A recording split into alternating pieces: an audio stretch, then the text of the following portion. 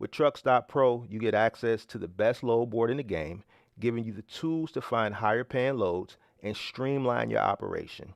And right now, you can try the Pro plan free for 30 days, a $159 value.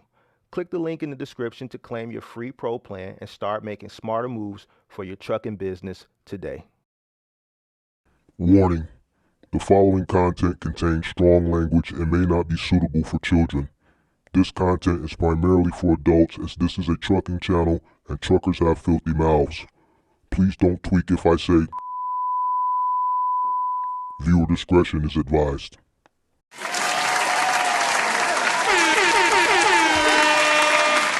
Sweet. Good afternoon. How's everybody doing? Come on in. Make sure you guys hit that like button. Subscribe to the channel. Turn on post notifications. How's everybody doing? Come on in. Make sure you guys hit the like button. Let's get this show on the road. Shout out to Happy to Deliver. Shout out to Great Polo. Shout out to all the MGM members. Shout out to Dr. Anthony Williams representing the crib. Who else we got? Rich in Chicago representing the crib. Don Solo representing the crib. Shout out to St. Louis. What's going on, everybody in St. Louis? There we go.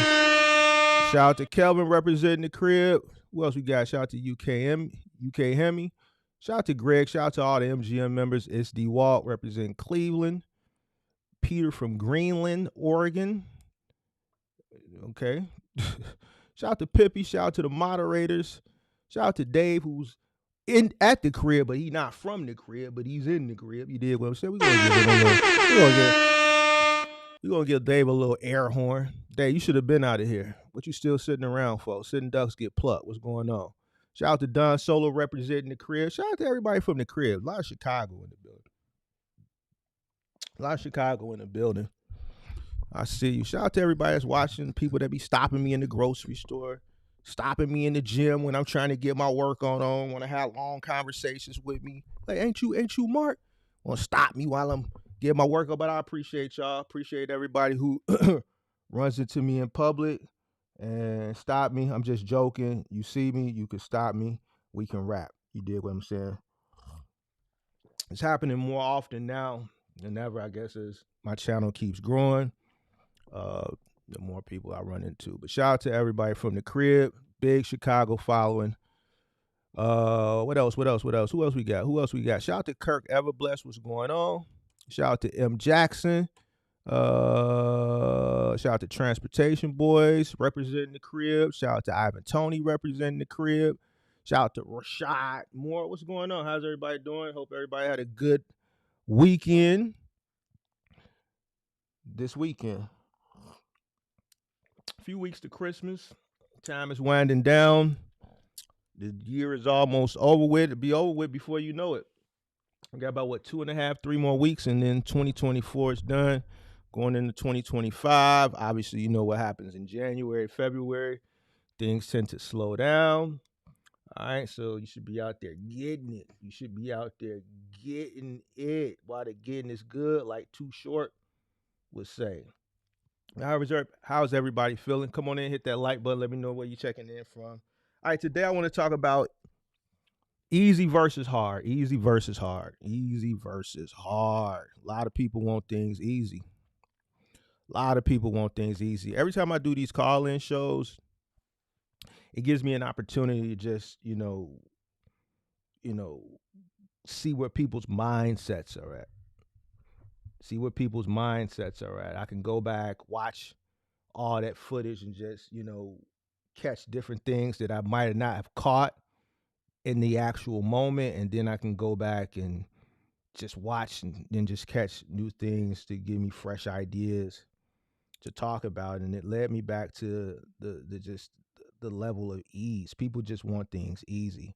All right, you got different lanes in trucking, you got different lanes in box trucking. Obviously, the more specialized lanes are more harder, which is the lanes that people tend to avoid. So I want to talk about easy versus hard. Let me just start defining what I mean by easier lanes. All right, these are things that require minimal effort. All right, so during the boom, I would say, of box trucking, which would be 2020, 2021, there was a lot of, influence promoting people into the space. All right. People were going to come into the space regardless because the demand was there. So eventually people have just found their way in. If influence wouldn't have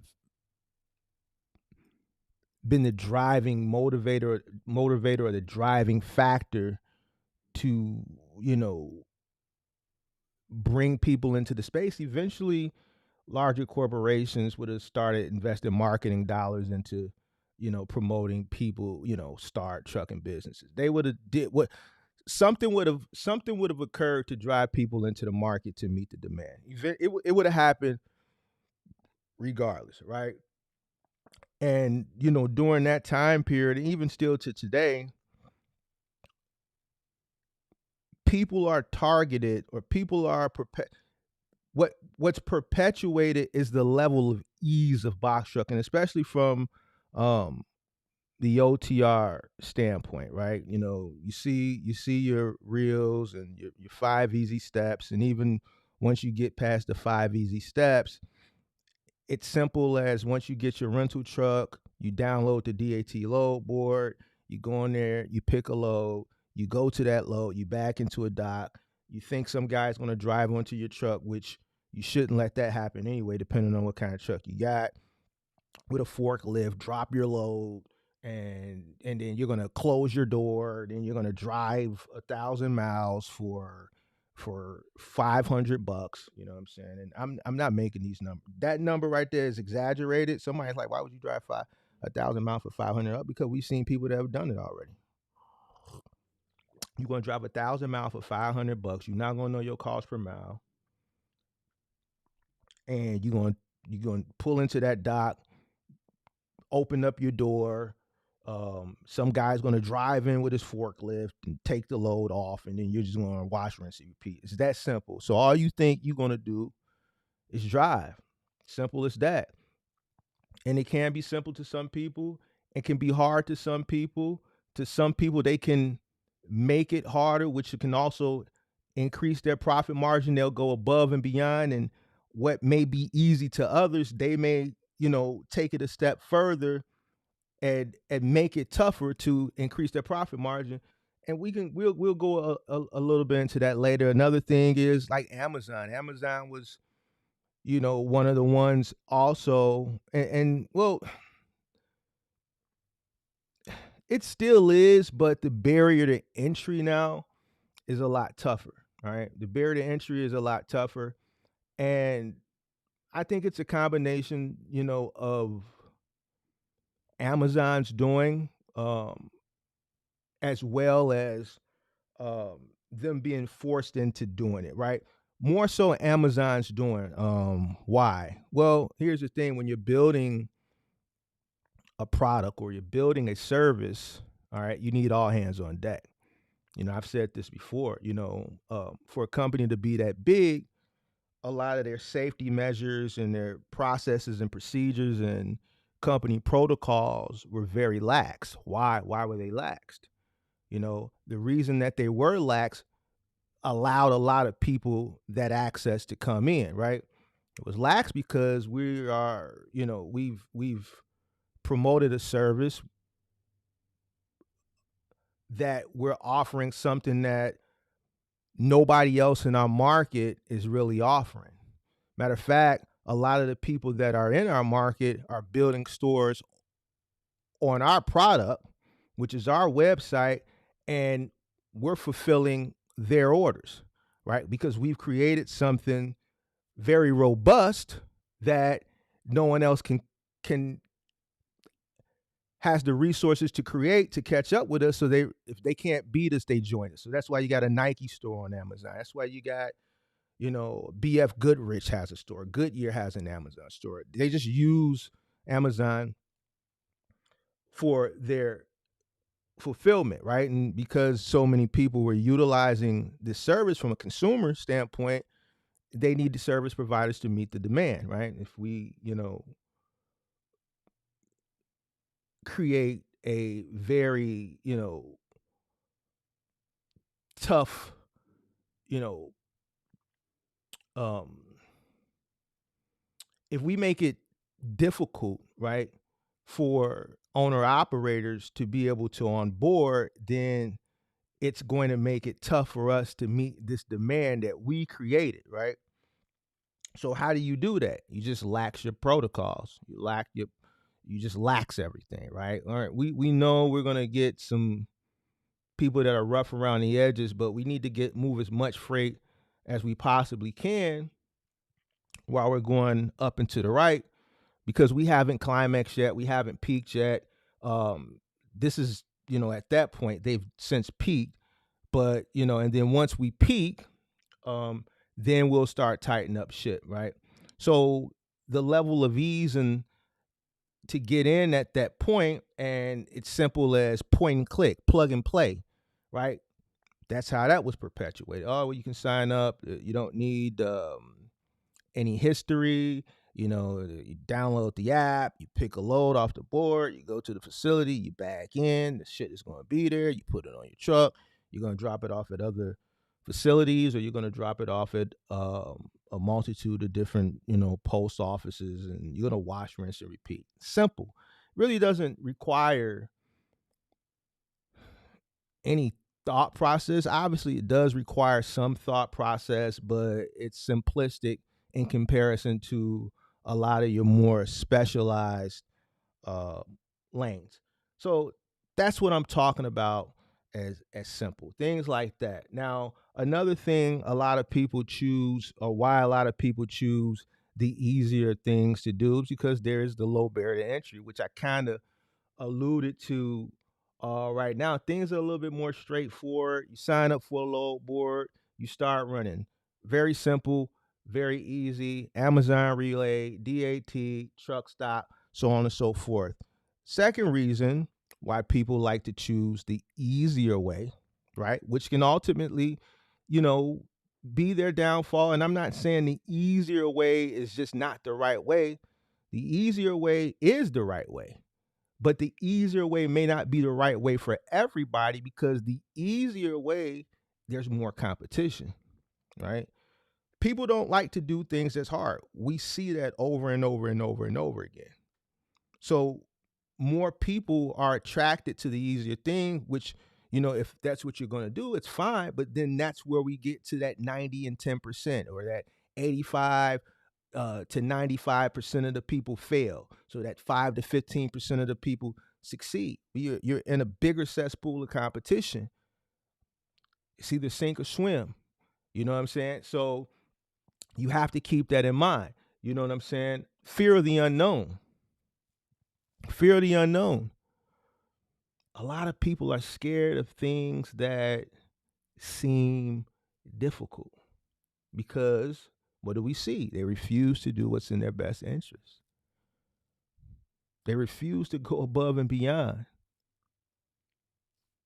Harder lanes often require stepping into uncharted territory, specialized freight, white glove services, physical work. Physical work.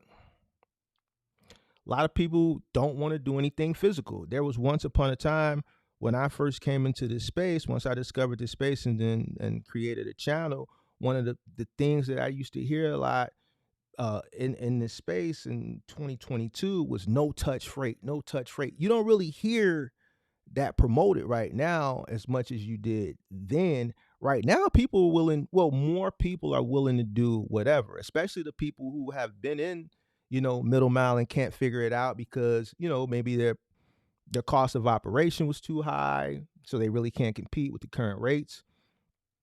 They're willing, the ones that are willing to go above and beyond and save their company, they're willing to do whatever. They're transitioning into, specialized services like white glove. You see some people transitioning over and coming to me and asking me to help them, what's the steps to starting a moving company. Somebody was in my Discord yesterday asking me about the licensing process, because he's doing something dedicated. He wants to just come over to moving.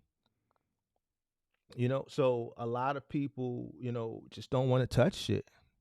I understand you would promote it, no touch, this, that, and the third, but a lot of people see that as an opportunity to make a lot of money, which means you're coming into a bigger cesspool of competition. There's less competition in things that are more specialized because of the difficulty of them. More people want to do less work. You can work your way into a situation where you can, you know, work smarter, not harder. You know what I'm saying? But that's years down the line. You know, people, and this is just now everything that I've said thus far is just fact. Now this is my opinion right here. I, you know, and I could be wrong, but from what I've seen in my lifetime, the people that start a business that come into it easy have the resources there. And when I say resources, I'm talking about capital where they can hire people to go through the learning curve, or they can hire people that have the experience to guide that business to success directly. So they have the capital to hire someone that understands their industry so that they can take a step back and just sit in a investor role and wait for a return on their investment. Pretty much everybody I know that started something from scratch, they had to work hard. There was no such thing as what's the easy way to build this business. What's the easy way to go about it? You work smart and you work hard. You work smart and you work hard initially, and eventually, if you can build a business up, to a point where it's successful, you can kind of take your foot off the accelerator a little bit. You never take it all the way off, and you can possibly remove yourself from the day to day of maybe the field work, and then do what I hear a lot of these people say nowadays, as far as work on your business instead of work in your business. Shout out to Great Polo for that super chat. Great Polo says, shout out to Mark for them stock tips. I left them suckers holding the bag like MWBT, also Jelly Orange. I know you are watching. Great Polo started mess today. Shout out to Great Polo. So, fear of the unknown. When I started, I came straight into the most difficult things you could do with a box truck. So to me, I felt like I was lucky. When I look back and I think about some of the just tasks that I did, even the move that I did last week where I was helping a friend, I got through it. But looking back on it now, I don't know what I was thinking about. I'm 44 years old, and probably maybe it's boredom, maybe it's nostalgia, me just wanting to go back and recreate some of those moments, which it felt good at the time, but that night I didn't sleep well. What I'm saying? Like my hips and my legs, and that's 3 flights going up 4 flights in 13-degree weather, negative 0-degree wind chill. But let's say if that wasn't for a friend, and let's say if that was a customer, I calculated what that move would have cost. 3rd floor to 4th floor, I would have charged $300 for that an hour. All right, that would have easily been a $2,900 move. Easy, $2,900 move. Now there's people that drive cross country and they make $3,000 in a week, and that's 2,900 gross. Paying 2 guys, let's say $25 an hour, right? I still would have been around the $2,300 net. So $50 an hour, 9 hours. I mean, do the math.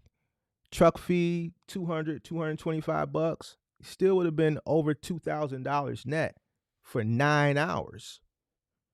So another example of hard work, but look at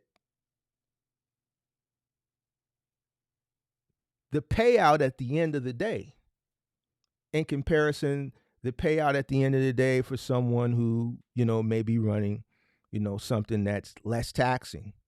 So and it's not to shun, or it's not to look down. There's levels in everything you do.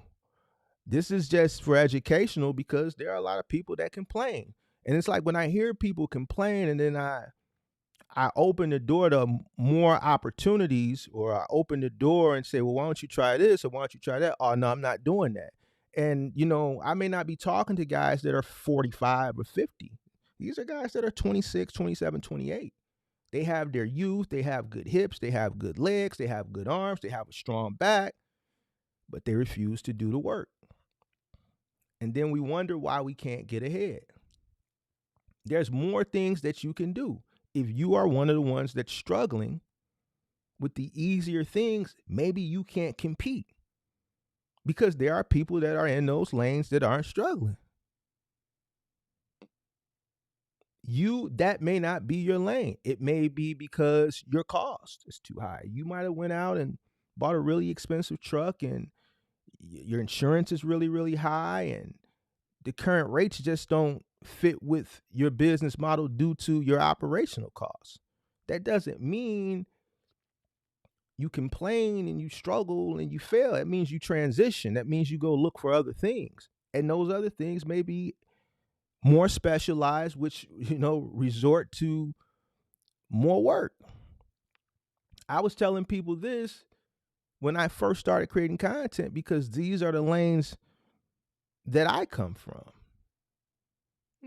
People don't shun it like they shunned in. They used to turn their nose and crack jokes and make fun and shit like that. Now they just say they don't want to do it. But if you're not making it in something where you're competing with a multitude of people for whatever reason, and then there's something or there's 2 or 3 other opportunities that you can do with the equipment that you have, which opens you up to a bigger profit margin. One of these things, you completely X out the middleman altogether. You're dealing directly with the consumer, so you get 100% of the revenue. I don't understand what the issue is. There's always going to be uncertainty in business, fear of the unknown. But that's where the education comes in at. Even with OTR. The harder you work, the better your rewards. People do OTR. They don't want to stay out over the road. They want to come home every 5 days or 4 days. And these are guys that may be in markets where home is not in a radius of where they may run, because that's where the freight is more plentiful. That's where the rates are better. So they drive outside of a radius, right, that's profitable for them, right, to go home, to only have to sit around after their reset, find some work coming out of there, may come out of there at a loss, to get halfway back to cross country, or to come from the southeast to the Midwest, or come from, way over in the middle of nowhere, these dead zones, to get to a zone where it's paying just to turn around 3 or 4 days later to drive back in the direction that's going to put you out of the zone when you could have just sat there for your reset, couple days, reset, and then be ready to go because you're already there, but you don't want to do it. You don't want to run hard. You don't want to make the sacrifice. So even in a lane that I deem easier in comparison to things that are more physical, going above and beyond in that lane, you don't want to do the hard work in that lane. This separates the people who you see win versus the people who complain. I don't say fail, I just say complain, because it's just what it is. Life is about choices and decisions. What are you going to sacrifice? What are you going to do to make sure that your business succeeds? No one is going to come and grab you and pull you up and pull you along and give you this motivational speech every day. And like, you got to get up and do it on your own. So when I say, oh, well, maybe you should get a job, people get mad. I don't care. I like when you get mad. It just lets me know that I hit the head on the nail, or the nail on the head. Things like that I expect a certain type of reaction. Because you say job to people nowadays, it's like, man, people don't want to hear it. That's just like saying the devil. Saying job is like saying the devil in a room full of Christians and nuns. So that's the type of reaction I'm looking for. I want you to be upset because I know you're going to be upset. I'm looking to get a reaction out of you because you want to sit down and don't do nothing. You want to be, you ain't got no gray hairs. You ain't got none of, see these gray hairs? You ain't got none of them. So why you think you should be sitting down in the house not doing nothing? Just drinking pina coladas and chilling. You ain't got no gray hairs. You ain't put no work in. Only a few people from 24 to 34 are either lucky enough, entitled enough, privileged enough, or just were, that small percentage of people that figure something out at an early age because of they had some type of financial advantage or they just some type of mental capability. They was just very smart at something that put themselves in the position that most people in that same age range want to be in. That's why you see a majority of people in that age range chasing what they see, what they think they see, and can't get there because it's not realistic.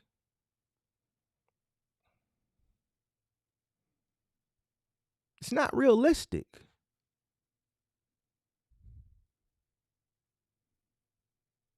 Why wouldn't you want to go out and get life experiences? This is what makes you a better person. Hit the like button. I forgot to say hit the like button. People just listen and they don't hit the like button. This is what makes you better. This is what makes you smarter. The life experiences, the things that you see when you're out in the world working a job. Oh, listen, some of the things that I were able to implement still today throughout my entrepreneurial journey were things that I learned from the few jobs that I did work.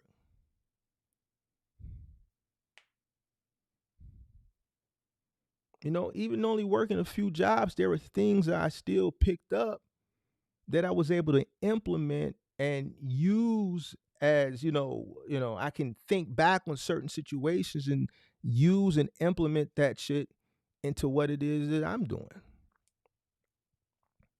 What makes you think that you're going to just be successful with no prior experience, not enough life experience because you're still very young, and then you refuse to educate yourself on what you invested in anyway? This is another reason why. So don't get mad at me. I'm telling you what it takes. I'm telling you what it is. I'm telling you the sacrifices that need to be made.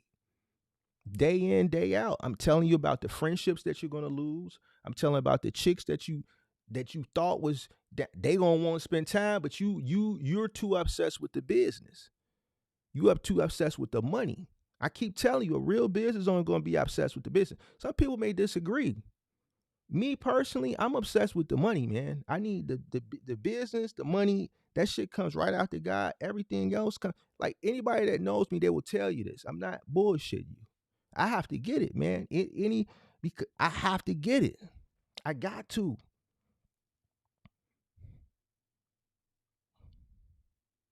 And guess what? When you become obsessed with something that you're doing, your business, that means you're working. Whether you're doing something physically or whether you're doing something mentally, you're consumed with the business, and that's work because you're an entrepreneur. So anytime you're allotting time mentally or hands-on physically, you're working. It may not be something that results directly to what brings in the revenue, but then that's entrepreneurship. A lot of entrepreneurship is working for free, things that you're doing outside of what is directly associated with what brings in the money. So, the fear of failure is some things that, I think hold people back from doing things that are difficult, that they know pay more. It's outside the fact that they lazy, right? Because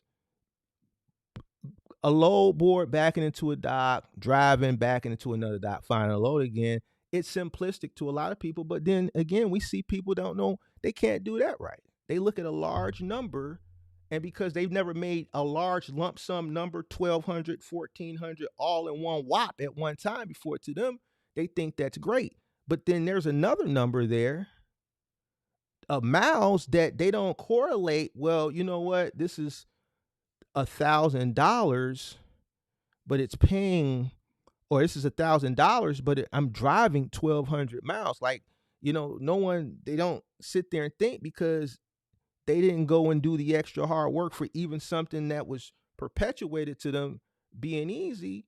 Even that's not as easy as you think. There's a thought process there. There's some thought that you have to put into it, I should say, as well. This is why people fail.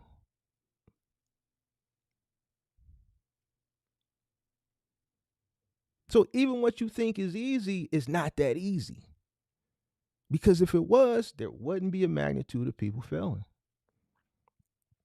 And it's not just easy because of that. There's other variables that we always talk about: competition, market fluctuations, so on and so forth.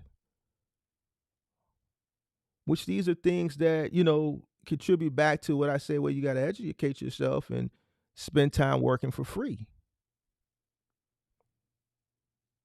So I like to navigate in uncharted waters. Me personally, I want to navigate in uncharted waters. Why?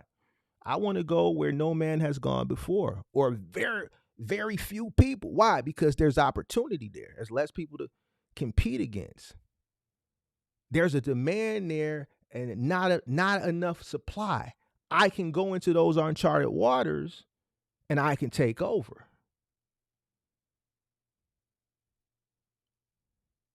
I'm not scared of the hard work. If I can go there and just put a little bit more elbow grease and make 10 times the amount of money than I can over here, then I know I'm going to be successful over here too. But the payout is, equivalent to the lack of work. I'd rather go do the hard work, be a little bit more tired at the end of the day, but 5 times the earning that if I was over here. That's me personally. To each his own. To each his own.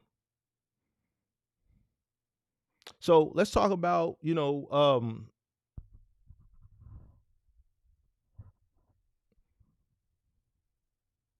the unrealistic expectations of, how, influencers lead people into these paths that, I, and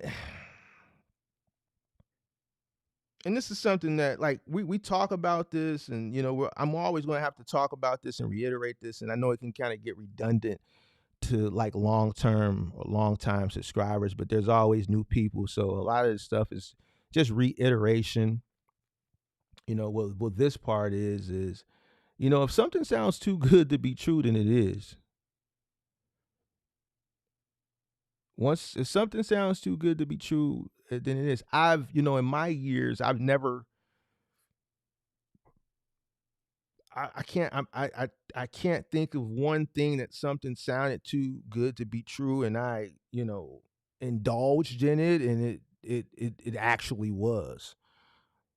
You know, you know what I'm saying? Like, you could go to the casino. I went to the casino when I used to, play blackjack. There was days I could go to a casino, and the first shoe is just popping. I could win every hand in the shoe. I've had times where I went to the casino back in the day, and the first 2 shoes I might be up 7, 8 grand, right? And then me back then being naive, in my 20s, thinking that shit gonna happen the next day and the next day. I might catch a good run, but not knowing that, listen, sit your ass down, take this money, go do something with it, pay some bills, go do something. No, you go back, and then they take everything from you. They take everything that they gave you, plus you done went in your bank account and took some money out. So now you done lost all the money that you won, plus some of your money. It seemed too good to be true, but it really wasn't. You're not gonna win forever. People thought, oh, well, when they came in 2021, Like the older gentleman that came up Friday just thought that's how trucking was. What's so good that, it's gonna last like this forever? That's not what trucking was. That is what it was for the time. That was a black swan event. And a lot of people, the majority of the people that came in during that time period, thought that it was too good to be true. Nothing like that. What you think? Like, if that's the case, then you would have heard about trucking prior to 2020, 2021. It's not that what you think it is. It sounds too good to be true. What you're dealing with at that time was too good to be true because it wasn't true. It was temporary. It wasn't true. It was temporary. It wasn't permanent.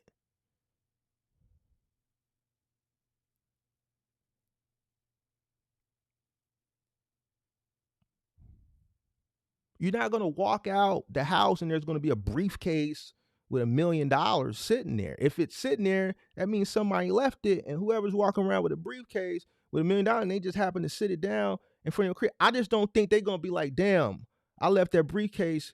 Forget it, man. I don't know who picked it up, or the person who lives there probably get it, but I ain't finna. That's probably a person that, they're going to go through some extreme measures to come get that M back. So what you going to do? It's just, you ain't just gonna pick that briefcase up and just think you ain't gonna never hear from nobody ever again. Nah, sounds too good to be true. Something ain't right about that.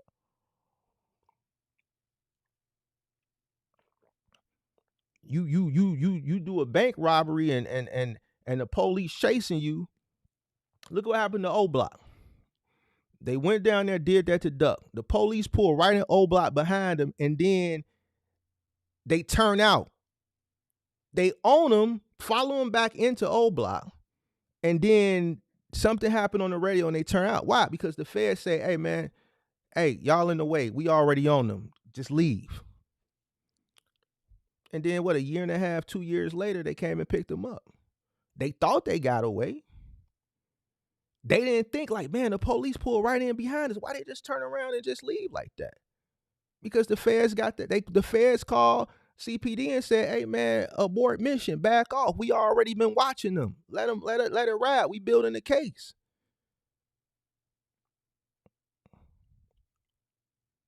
They thought they got away, but it was too good to be true. Well, God ain't gonna let that shit ride like that. Same thing in business. If something is too good to be true, then everybody would be doing it.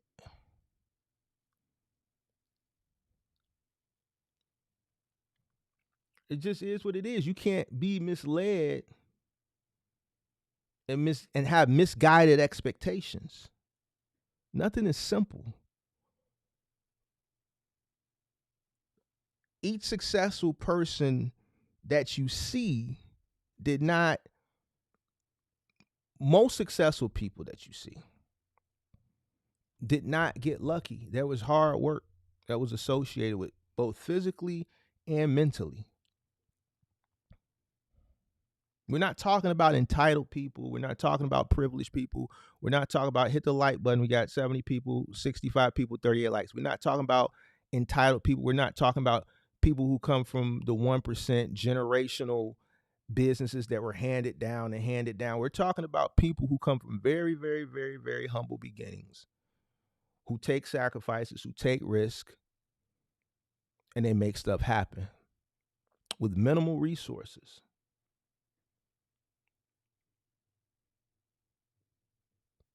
With minimal resources.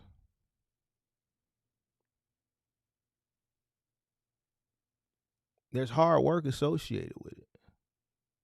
There may be a slight touch of luck here and there. You may be in the right place at the right time here.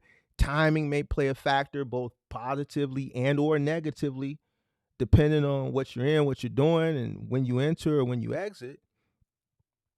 But for the most part,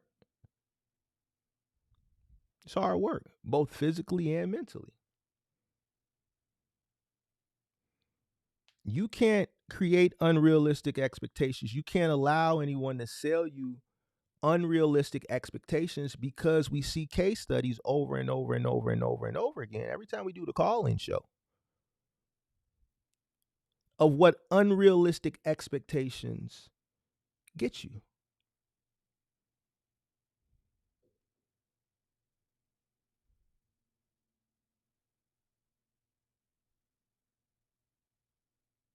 All right.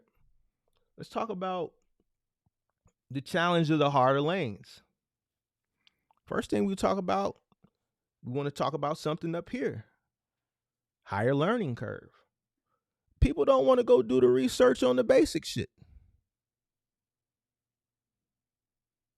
The most basic stuff, people don't want to educate themselves on that. And I don't know what it like. It's crazy to me. Like why people don't want to pick up a book and read anymore? Why don't people want to spend time researching? Dude, I was doing some research last night. It was something I was working on. This is why I didn't stream yesterday. Dude, I researched from 3 o'clock to 11 o'clock last night. I swear for God on everything I love. There was things that I was supposed to do, but once I got involved into the research, I couldn't peel myself away from it. I became obsessed.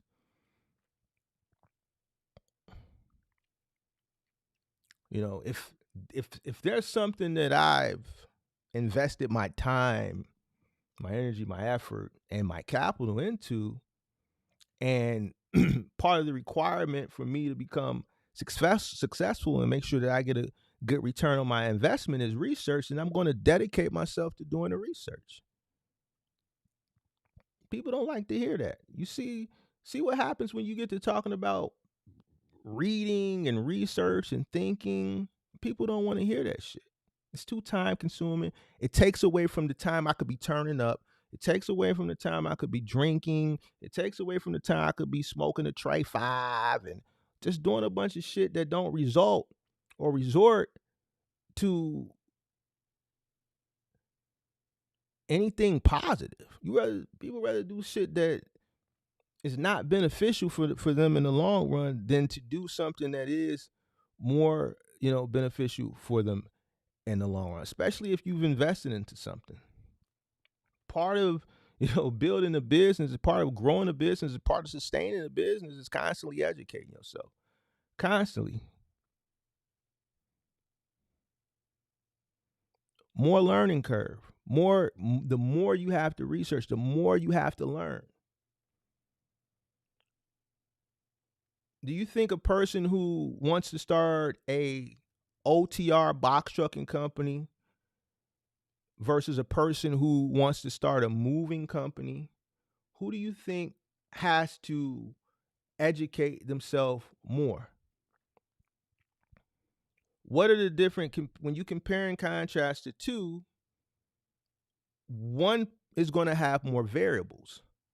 Okay, the person who wants to start the OTR trucking company, they're going to, research all the basic stuff, and then the hands-on stuff, the FMCSA, the regulations, the rules to run OTR, hours of service, all that stuff, right? All that hands-on, all that stuff, right? Now, the person who wants to start the moving company still has to understand those same rules from both a federal and a state level. The same startup, pretty much. But there's more of a physical aspect. The physical aspect of training your drivers on the driving, same physical aspect of training the movers how to drive. Okay, you back into the loading dock, here's how you do with the paperwork. Here's how you utilize the pallet jack and the reverse on the opposite side. And there may be a few other little more variables in between there, but then for the most part, that's it. Now, here's where the moving higher learning curve comes into place. Okay, all that stuff is comparable to the moving, but here's where the moving, because it's more specialized and because it's harder, now you got to go out and train these guys. How do you move a 28 cubic foot refrigerator in a bungalow? It's different from moving it in a ranch. It's different from moving it in a bi-level. It's different from moving it in a Georgian. Might have to take the doors off here. Might have to take the doors off the refrigerator. Might have to take the doors off the house. Might have to disconnect the water line. How do you move a 90-inch couch with flared out arms versus a smaller sofa? How do you move a sleeper sofa? You know, with the sleeper sofa, if the bed is in there, take out the top cushions, take a piece of shrink wrap, take the shrink wrap, feed it under the couch, and tie it so that the bed doesn't fly out when you're carrying it. See, only a mover would know that. That way the bed doesn't fly out. You can keep the mattress in, doesn't fly out on you while you're moving it. How do you L a sofa up a flight of stairs or 2 flights of stairs? How do you get a refrigerator up a flight of stairs? How do you move a washer and dryer up a flight of stairs? How do you move a stackable washer and dryer up a flight of stairs? Should you, the stackable washer and dryer that's detachable, should you leave it on or should you take it off? You should take it off. When should you use your appliance dolly? When should you use shoulder straps? When should you use hump straps? How do you use hump straps? How do you wrap a dresser? How do you wrap a bed? How do you wrap a mattress? How do you wrap glass? How do you move a buffet? How do you move a Sub-Zero? Way more learning curve. How do you load the truck? What should you put on the truck first? Is there a method to loading the truck properly? Of course there is. What is it?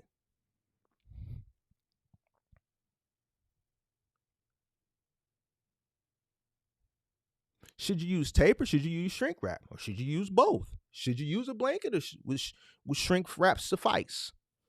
How do you wrap a couch with shrink wrap?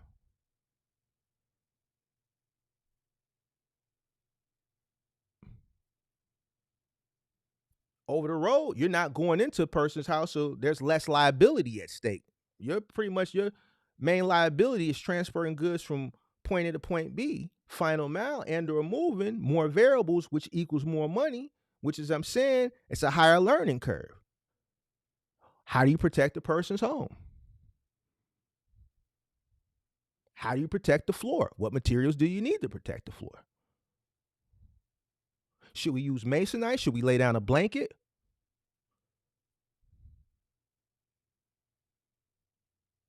There was some guy in the Discord the other day. I'm like, how do you get the refrigerator up the flights of stairs? We're using an appliance dolly. Why? Well, it has the rubber thing. You mean to tell me you're dragging a refrigerator up flights of stairs? Well, yeah, that's why they trained it. That's wrong. Eventually, you're going to scratch somebody's floor. How? Novice didn't know. This is the difference, the variable. Why? Because if you're using a dolly and you put the refrigerator on the dolly, you put it on the lift gate, you wheel it down from the truck to the threshold of the door, you're wheeling the dolly on what concrete? Guess what? There's little bitty, fine little pieces of rocks and pebbles within that concrete. And guess what? Sometimes they get wedged into those wheels. And even when you're dragging it up those flights of stairs, it's wedged in there. It's not coming off. So now when you get on that dark cherry oak hardwood floor for this new full gut rehab, it's dark, pretty dark wood, and you're wheeling that heavy refrigerator on that appliance die, every time that wheel where that small little pebble is in, each time that wheel turns and that pebble in there, it scratches. So now the customer's walking out, you see a long scratch on the path. Well, man, Mark, yeah. Ask me how I know. This is why you should use shoulder straps and you shouldn't use a dolly. That refrigerator should not touch, wheel should not touch that floor at all. This is learning curve right here. This is what that you have to educate yourself versus, Pulling to a dock, understanding the load board, backing into the dock, talking to the dock people, how to conduct yourself, getting back on the truck, driving somewhere. I mean, there's things that you got to learn, but there's a higher learning curve. Why? Because there's more liability at stake. There's more work involved. This is why it pays a lot more. People don't want to do the research. People don't want to take the time, because I'll tell a person, well, the best way to start a moving company, go work for a moving company. Because all this stuff that I'm telling a person now, this is something that you're going to learn from experience. And if you learn it while you're in the thick of the shit, guess what? The learning curve cost. It's going to cost you. You damage somebody's floor, it's going to cost you. You learned a valuable lesson there. I can't go the shortcut. I can't be wheeling a dolly across someone's floor. Just because I dragged it up the stairs and they had the rubber piece on the back of the appliance dolly so it wouldn't scrape the stair, which that is not foolproof either. Man, it was a little bitty ass pebble wedged into the wheel. And as soon as you can't see it when you wheeling it on the concrete, but guess what? You can see it when you on hardwood.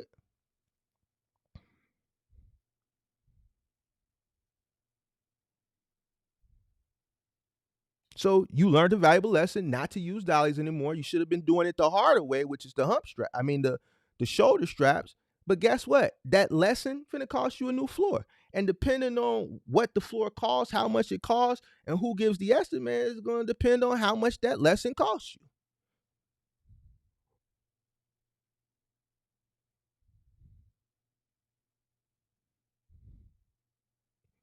Higher risk, higher reward.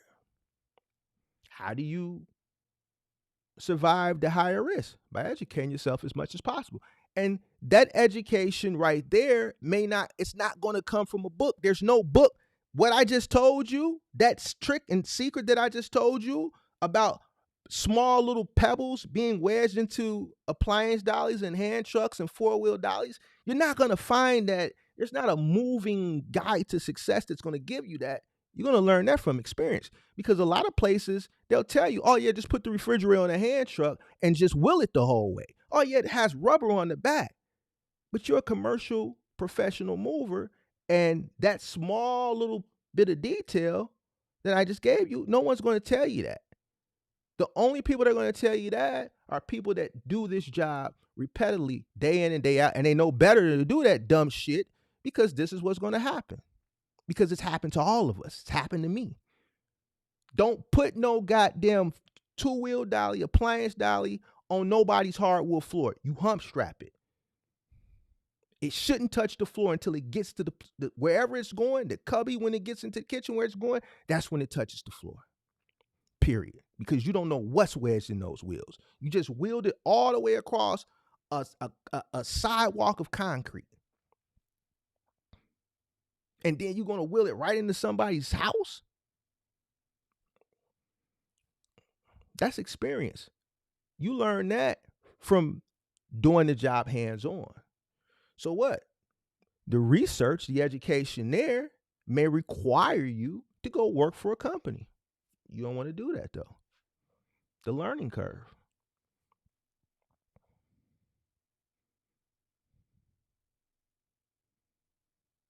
That's advanced information. That's advanced education. That's going to require time. Nobody wants to take the time. So that's the difference of you making $3,000 a day versus $3,000 a week, alongside the labor that's associated with it as well.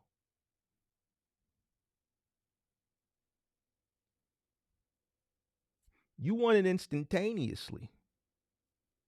Doesn't come instantaneously. Nothing comes instantaneously. At least in my, and maybe you're lucky. I don't know. I come from humble beginnings.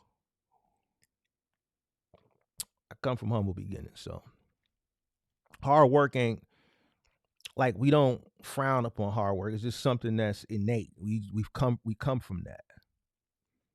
Everything we've acquired by the grace of God, we've had to work for it. Things are easier now because of the work and the sacrifices that were done years ago.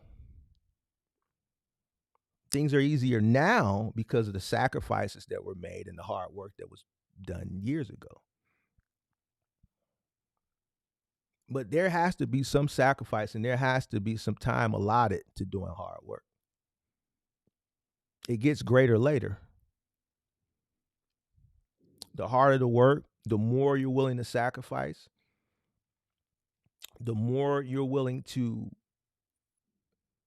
travel into uncharted territories, understanding that, you're going to do more hard work mentally and physically, maybe the better results you may have. That's business. I'm willing to invest time into something. Like if I'm like, I have to have good results. I have to, at least, I'm not going to be satisfied unless I make sure I give a valiant effort into doing my best to make sure that I get a return on my investment. I become obsessed. I have to. So I have to invest the time into learning the skill set to ensure that I get a ROI.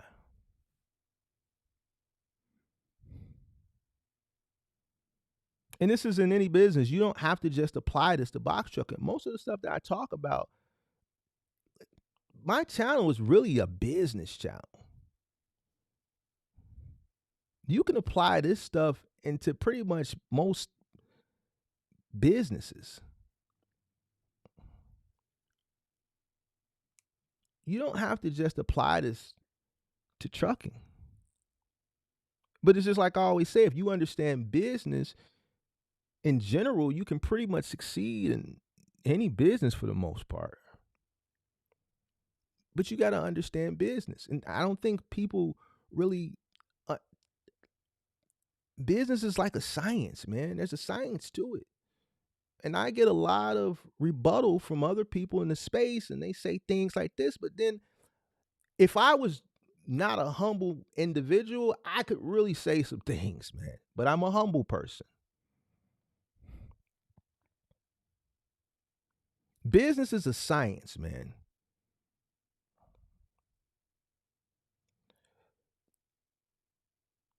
Different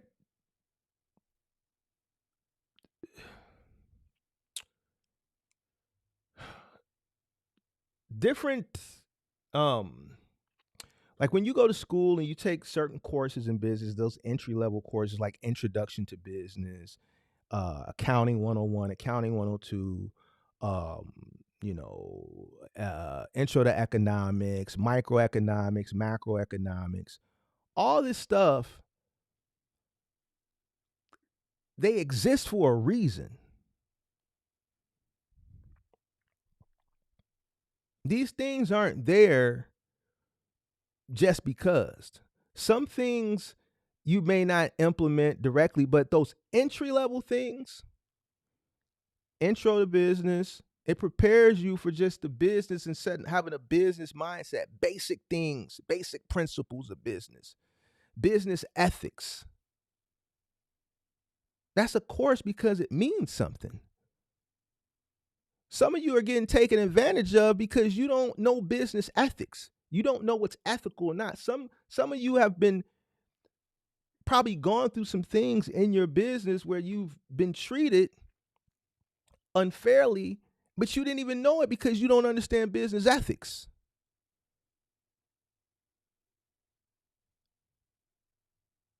I took business ethics.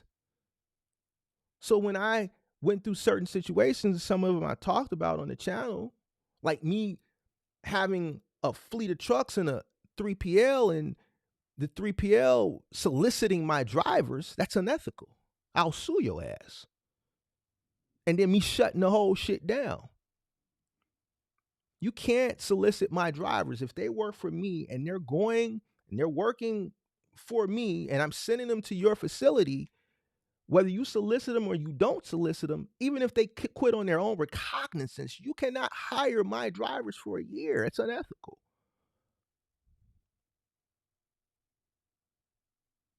Some people don't even know that. It's in our contract that we have to go through arbitration. I have a non compete. Why? I understand business. These things don't, they're just not there for looks. So when I talk about supply and demand and data, all this stuff means something. It's just not there because I guarantee you,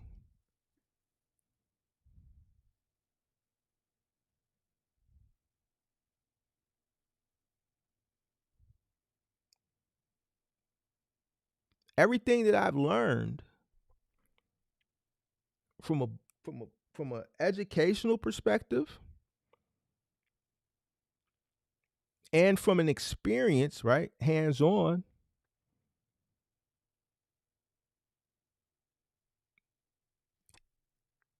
was the main catalyst of my success, even still to this day. Anything that I get involved with, it's because of the things that I learned that strengthen this.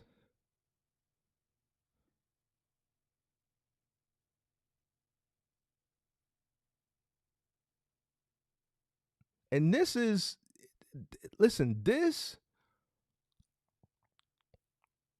if this is weak, then everything else is just gonna be weak. Your bank account gonna be weak, your arms gonna be weak, your legs gonna be weak, your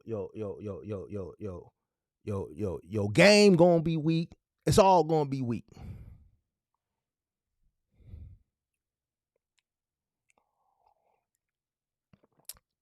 See, me, I know my competition. I'm gonna beat them 40 ways going north because I'm already here. I'm here with it.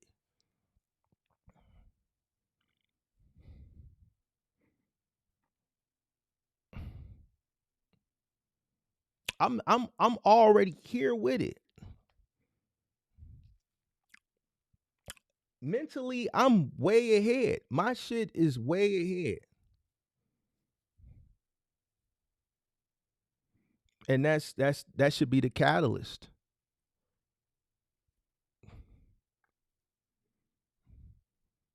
I'm not finna waste. Listen, I gotta get it. Where, okay, what can I do with this piece of equipment?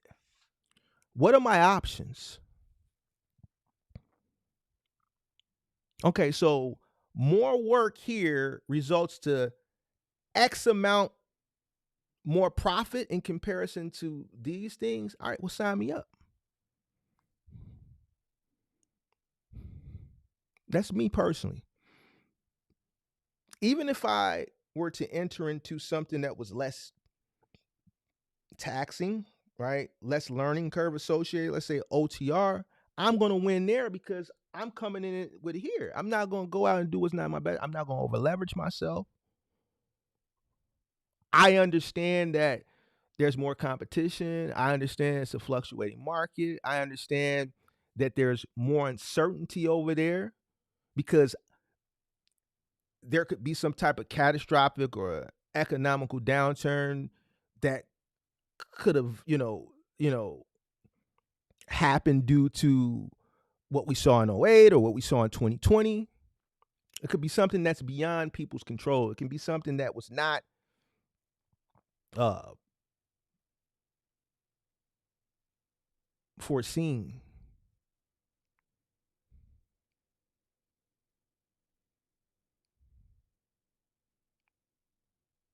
So I'm going to do what's in my best interest, understanding the underlying uncertainty that exists.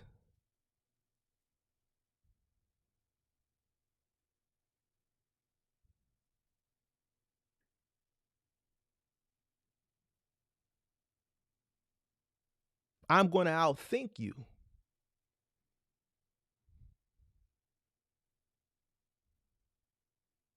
I'm going to play the game and I'm going to play it hard and I'm going to play to win.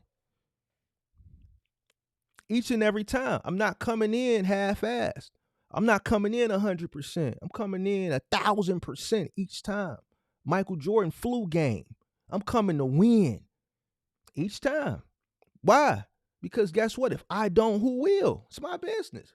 I can't go punch the clock and I got a tummy ache, but I ain't got no PTO, or I'm on a probation. I just got hired with this job, but my stomach hurt real bad. I got the runs or whatever the case may be, but I need this job.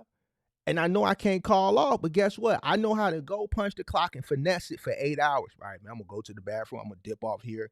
I'm going to take a break here. They ain't going to trip if I stay on break an extra 10 minutes. I'm going to go in the bathroom there, cut the light off, and sit down, take a quick little 20-minute power nap.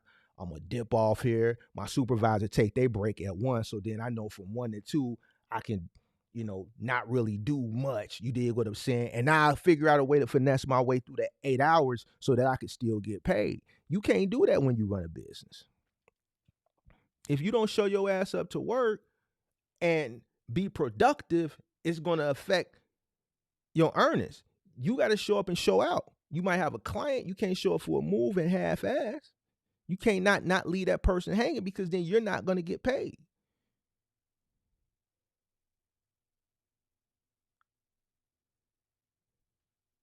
There's no HR to call and say, man, I'm calling off, man. Put me on for 8 hours a piece. Ain't none of that.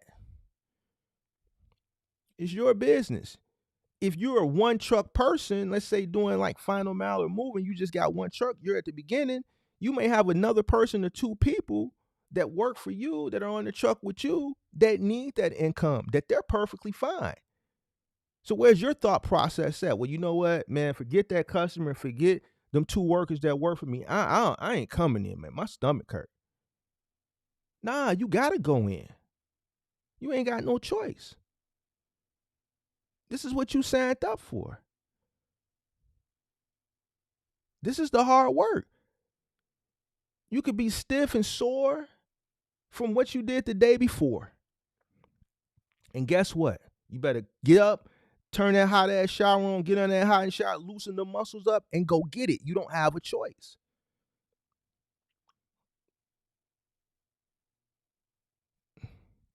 Hit the like button, subscribe to the channel, turn on all post notifications.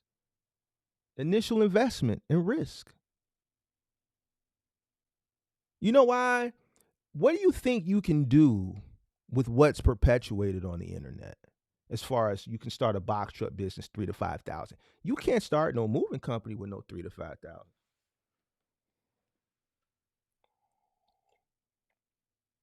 The application, the process, especially in this state, just to get started, is over $1,000. You got to go in front of a judge. The application just to apply is $900 here. Just to apply is $900, and that don't mean that you won't even get your permit. You don't even get your license here. You can't get your license here for a year. You got to run under a permit, and the first year, that's not even a guarantee you're going to get your license, because the ICC may not grant it to you.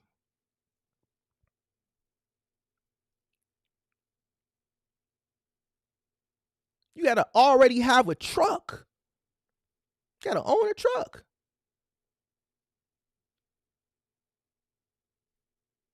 You can't start that. It's not, the protocols for moving is different. So, that's another reason people probably don't want to do the hard shit, the initial investment and the risk factor. Same thing with final mile, workers' comp. A lot of places you need workers' comp insurance. Ooh, workers' comp insurance ain't no hoe. It ain't no joke. That shit ain't no joke.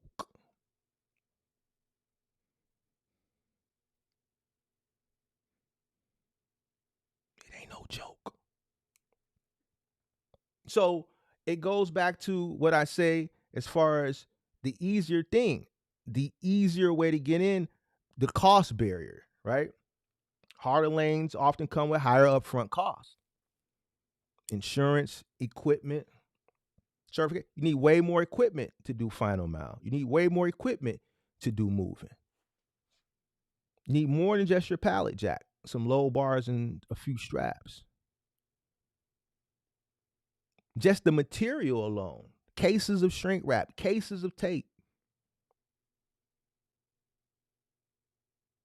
blankets, tons of blankets.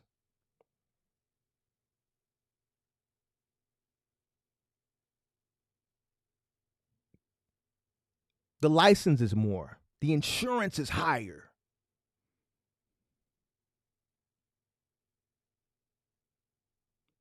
The risk is higher, but the reward is higher.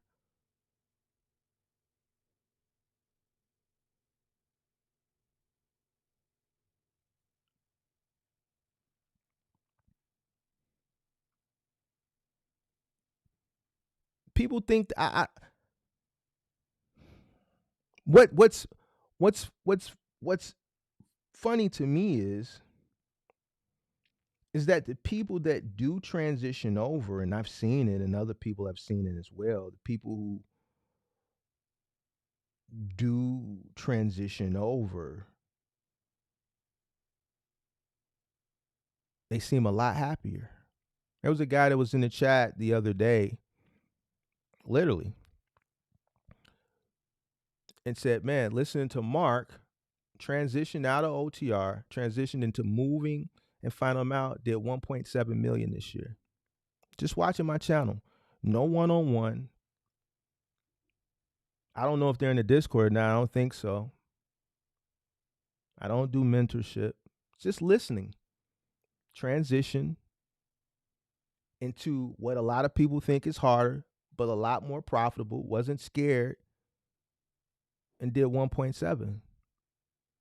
Gross.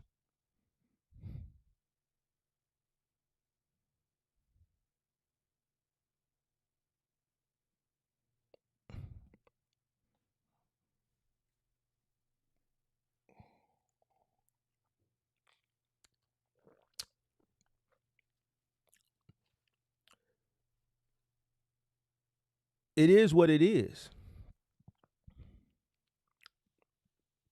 More accountability. More responsibility. See, people don't like to hold themselves accountable. That's why I'm here. I have to hold you accountable. It's going to be more accountability when you do things that are more difficult because there's more responsibility. Even in the lane that you want to run, and we're not just talking about like moving versus OTR or final mile versus OTR.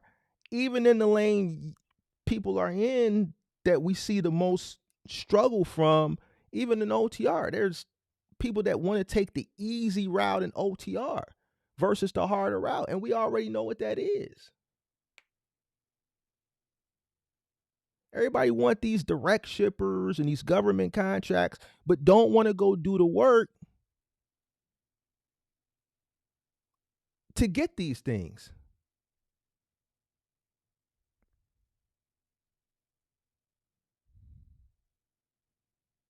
Some of y'all want to get direct contracts, deal with direct strippers,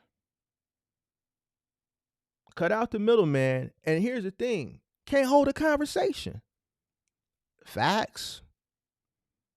What makes you think, and this is the truth, I'm just going to talk about it. What makes you think somebody going to want to give you something and you can't even articulate yourself properly?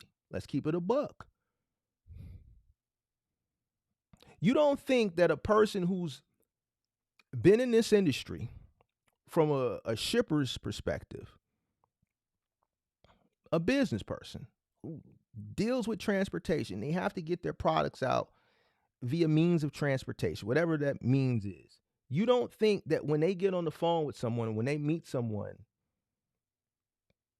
based on the conversation, they can pinpoint their educational level as far as the space is concerned?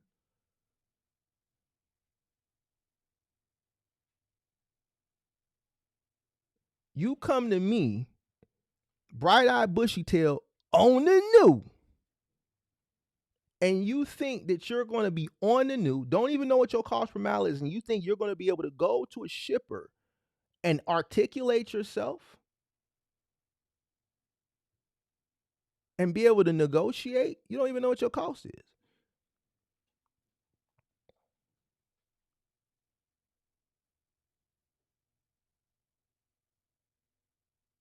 But then when I say that, you get mad because that's what was sold to you. And if you knew it, you wouldn't be asking me. You don't want to do the hard work to get the skill set from hands-on and from a mental capacity to be able to go out and even acquire that type of work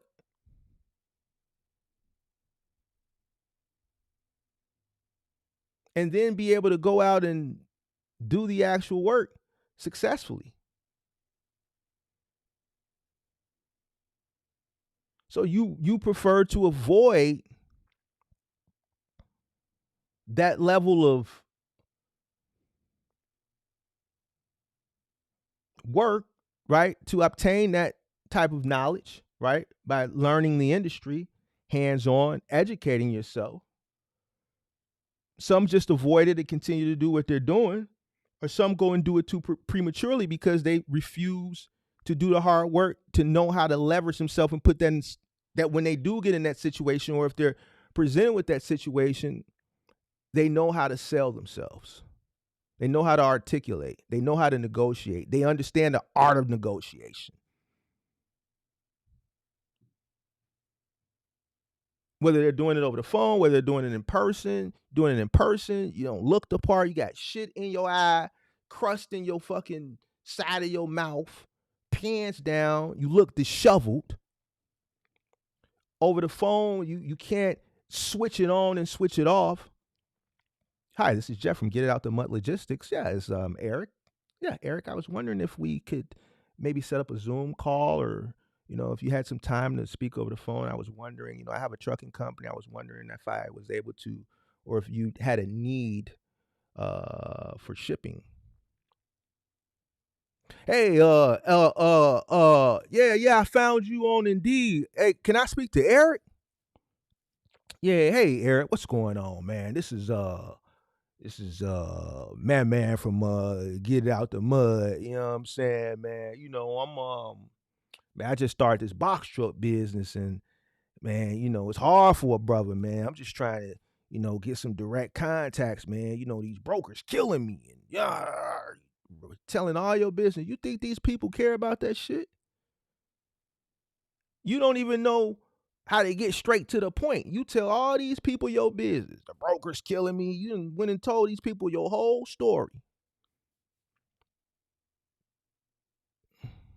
You don't know how to articulate yourself. You don't know how to turn the Ebonics off and turn the proper English on.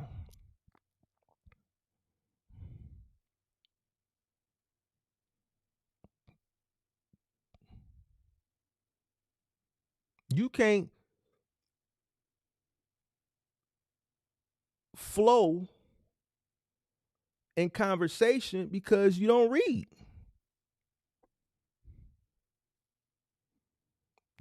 A good way to speak,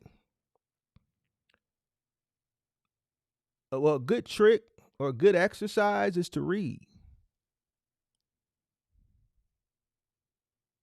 It helps increase your vocabulary. It helps, for you not to get, speak more fluently.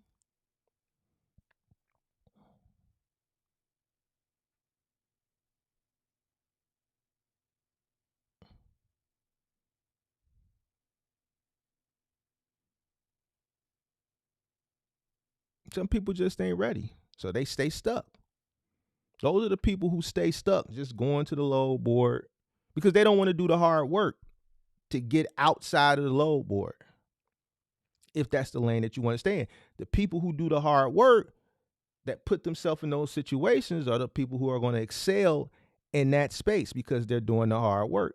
And even when you maneuver to conquer around the load board and conquer around the brokers, and you're able to go to a company and deal with them direct, it's more workload, more work, more responsibility, more self-accountability. It doesn't get easier, it gets harder. Why? Because now you got something that most people want, and now you have to maintain it. Now you have to meet the demands because, hey, they got you by the balls. You got something that a lot of people want. And they know that. See, this is what people fail to realize. They know that. They have something that a lot of people want. You're not the minority, you're the majority.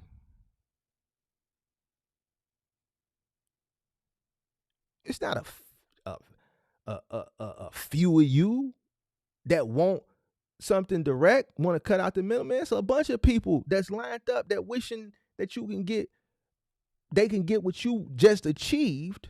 So guess what? Now you got to maintain it. They understand that. So they may fuck with you. They may call you short notice, see what you gonna do. See if you gonna go above and beyond. Mr. Little One Truck, why you think the biggest retailers in the world only deal with the biggest trucking companies? Walmart got their own logistics infrastructure, but guess what? They also outsource. They don't outsource to the mom and pops with 20, 25 trucks. Those mom and pops go through the bigger companies. They deal with Schneider, they deal with Werner, they deal with JB Hunt.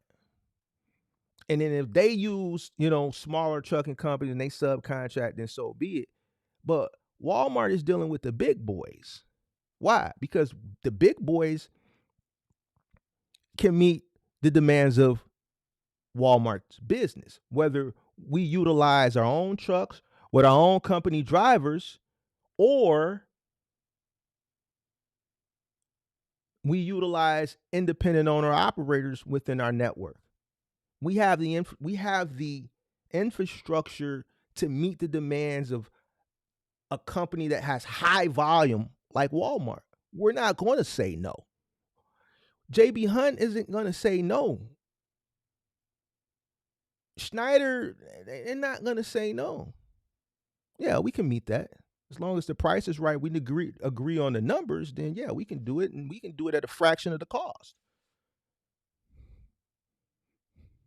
We can do it at a fraction of the cost because we operate in volume.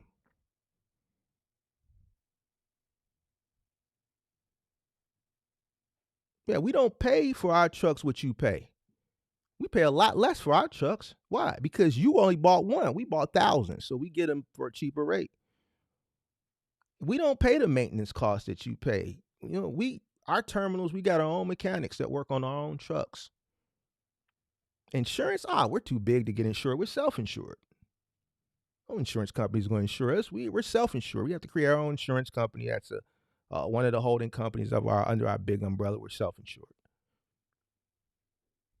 We're doing volume because we're doing millions and millions of units for this company in a day. We can do it at a fraction of the cost of what you can do it for.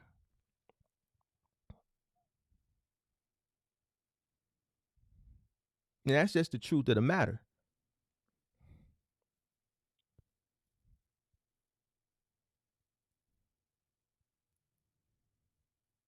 So a lot of people, getting back, because I think I dived a little bit off topic. One of the other reasons people opt to do easier stuff is because they don't want to hold themselves accountable.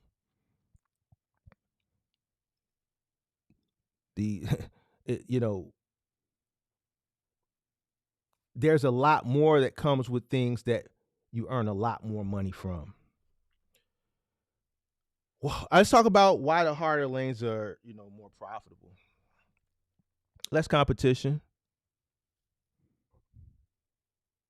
I pretty much said less competition. Most people want to do what everybody's doing because it's easy. People stick to the easy things. Higher rates. I don't think there's anything you can do in a box truck that you're going to make more money than if you were moving. Obviously, final mile, there's more work associated with, so that's why that pays what it pays. Obviously, people who do OTR, the guy who wants to come home every 3 or 4 days versus the guy who's willing to stay out for months. The guy who's willing to stay out for months is always in his radius. So that guy, because he's working harder than the guy within his lane that wants to drive outside of his radius and put himself at a disadvantage because he want to go, lay up with his girl so she can put that thigh on him. He want to get that thigh put on. He want to release. He want to go home and get that release every weekend. But that guy who, man, F that release. I'm trying to get this bread. That person in that same niche, that same lane, is going to be more successful because he's working harder. So the reward is going to be higher.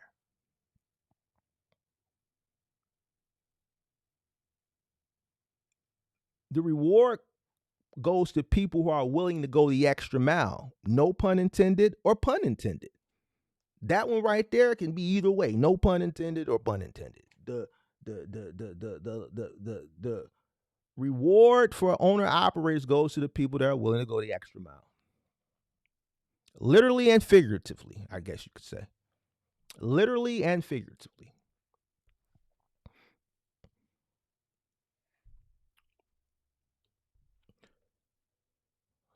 I think opportunities to scale are, and this is my personal opinion, I mean, it just depends on how you look at it, are more,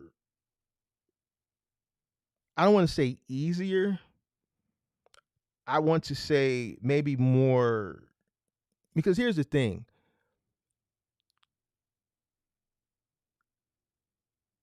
The turnaround to scale, let's say if I were to start a moving company, as long as I could source the talent, I could recoup my initial investment a lot sooner and scale a lot quicker than I think a person that's running over the road. Why? Because the revenue that's coming in and the profit margin is bigger.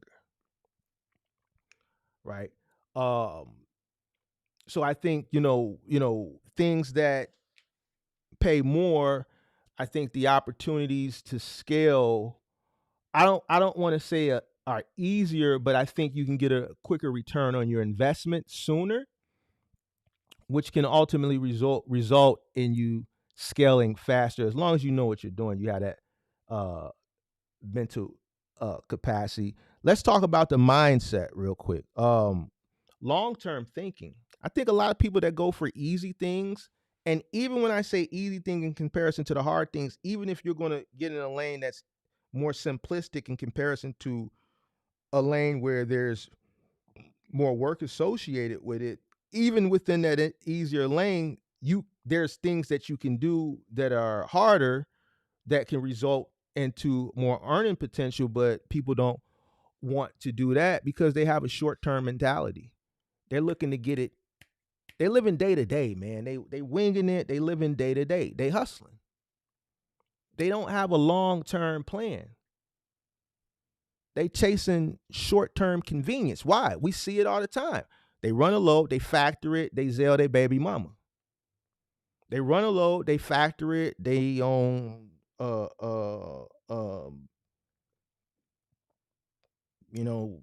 sneakers app. You trying to get some Jordans or some shit like that. They run a load, they factor it. They got to put fuel in the tank. They got to pay this bill because they came in with the $3,500 special that your favorite content creator told you could come in with. So they already came in straight in the door, robbing Peter to pay Paul. So they already, running in the red.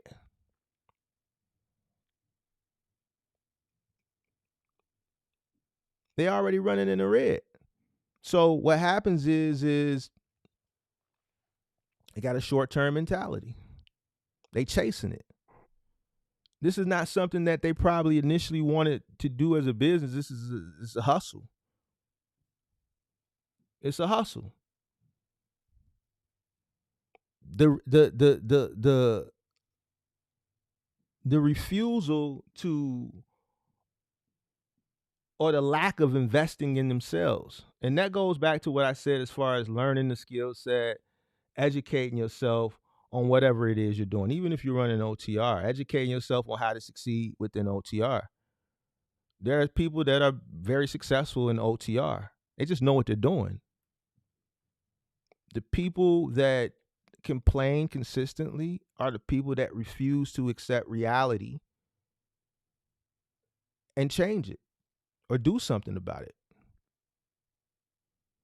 Your reality is your reality. If you over leverage yourself, do something about it. If you're not educated, do something about it. Learn from your mistakes, hold yourself accountable, fix it, change it, better your situation, transition, move forward. There's people that are stuck still that's been following the channel 2 years, still complaining about rates, bro. Like, what? Y'all complaining, I'm still sitting here. I'm sitting here and y'all still complaining. I'm still sitting here and y'all still complaining.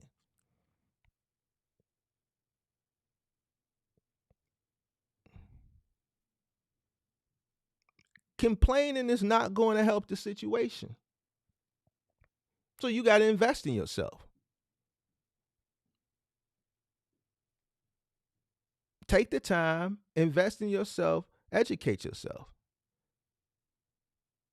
Investing in yourself could be allotting 2 to 3 hours a day to educate yourself. That's a form of investing in yourself.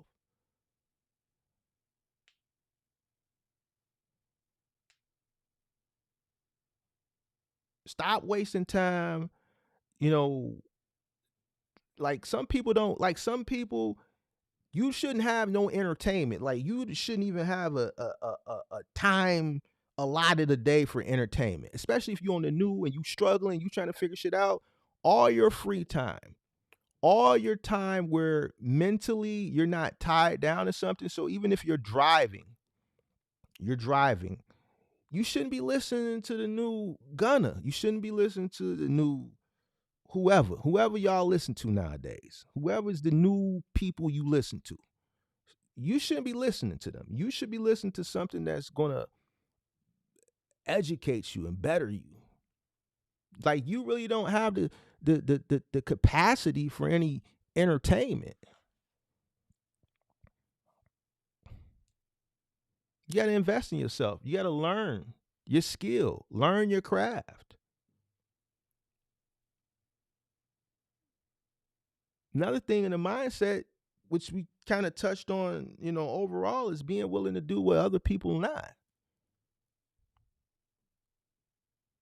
Being willing to do what other people won't do. Going above and beyond. What's crazy is you'll go above and beyond. You complain about working a job and you'll complain about doing all this overtime, which is going above and beyond. But then when you get your own business, you want to be laxy daisy.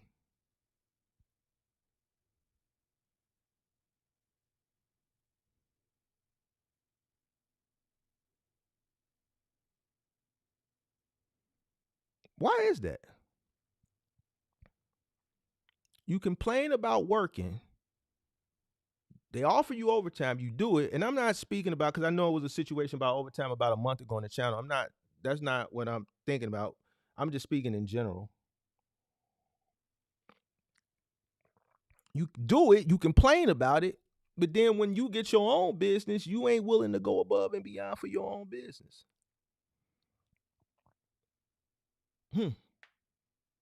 Things that make you go, That was things that make you go,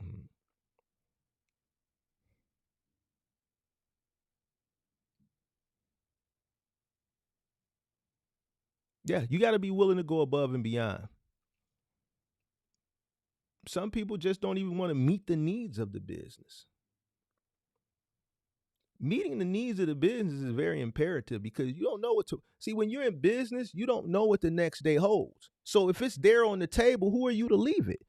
You can get to a point, but I'm speaking to majority of the people in here. There's some OG vets in here, but a lot of the people in here are 5-6 years or under. You still kind of, you ain't on the new, but you still like you still a little pup. You still a little pup. It's still a lot of learning to do.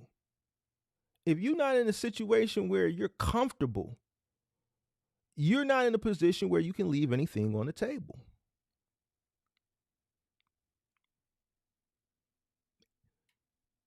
when opportunities are presented, you should take them, especially if you're in a position to.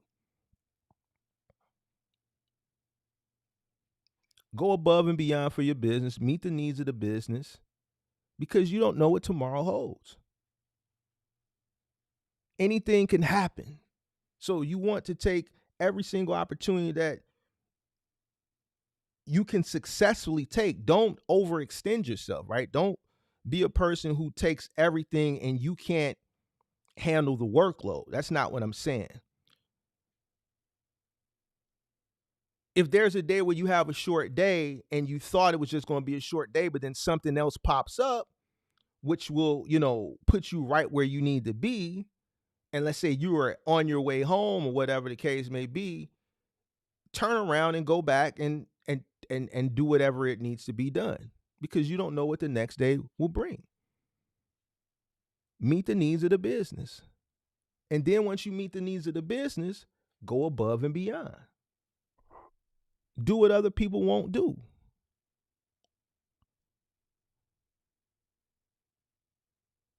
Listen, I'm coming to get it. Think I'm lying? And when I say I ain't got no choice, I really mean that. And I keep telling y'all, listen, the money is on the table. If I'm invested into something, if I'm in a business and the money is on the table and it's right there, and you're offering it to me and I can do it, and we have the resources to do it and the time slot available to do it, I'm coming to get that. Why?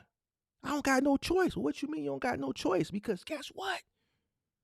It's people that expect to get paid. I keep telling y'all about the mortgage, the lights, the gas, the cable, the internet, the water, the fees, the association, all these bills, the insurances, the storage, the dinners, the groceries. Your girl getting on your nerves, here go a couple $100, go to the nail salon. Leave me alone, go get your nails done. All of that cost. You got kids, Christmas coming up, gifts.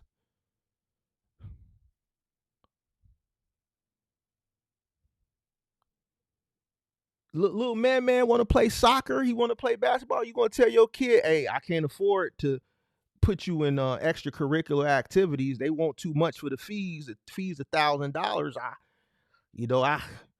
I would have had it, but I didn't take these loads and I just didn't feel like it, man. I got to come home, man. I can't be out on the road for 3 months at a time. I'm coming home every week. So I'm not making as much as I would make that I could be able to put you in extracurricular activity. Because I know you want to flip and do gymnastics, and I know you want to do basketball or soccer, but the fee's too much. So I'd rather come home and lay up with your mama every 5 days.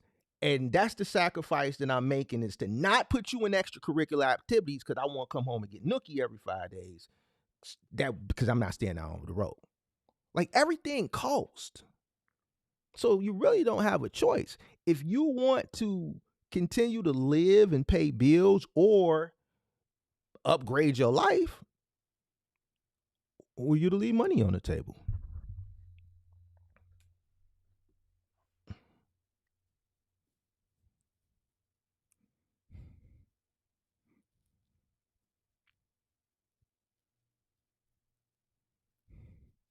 I don't know.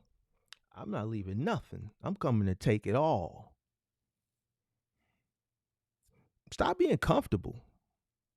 Embrace discomfort. Embrace it.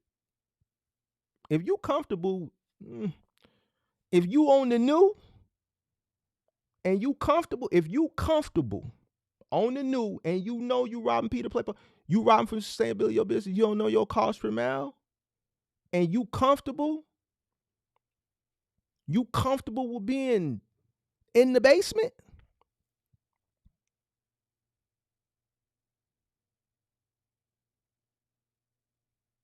why are you tweaking? First of all, you tweaking. You tweaking. But you need to start embracing discomfort. That's the reason why you can't get ahead, because you lazy. No. You need to be uncomfortable. You need to be uncomfortable. You need to embrace discomfort. You grow from discomfort. People that are comfortable, especially at the beginning phase of their business, they're just lazy, and that's why they don't see no growth. They stagnant. You see a challenge, take on a challenge. It helps you to learn new skills. If there's a challenge, that means that's not something that you've mastered or conquered. Take it on so that you can learn it.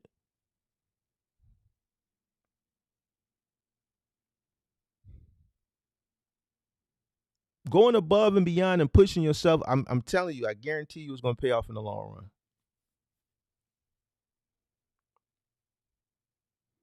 Complacency, I'm telling you, is dangerous. It's dangerous. But a lot of people get complacent. They get stuck. They find something and they just get comfortable with it, and then it becomes repetitive, and then they forget. And then it's gone, or something happens, or whatever happens, and then they're scrambling, or they left caught holding the bag. You should always get comfortable with being uncomfortable. Get comfortable with being uncomfortable. Even when you find success,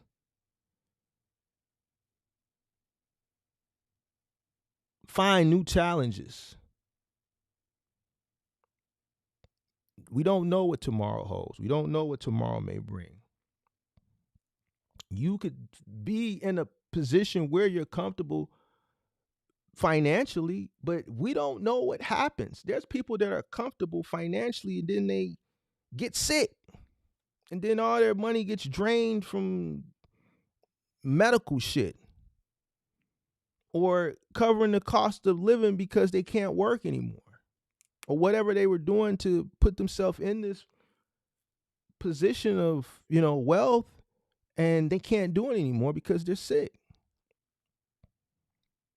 We don't know what tomorrow holds.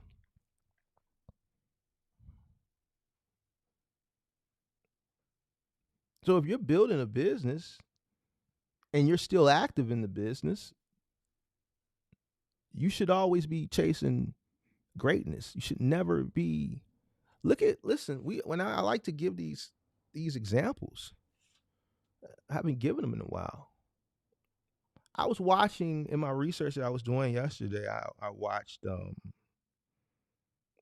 interview with the original CEO of Netflix.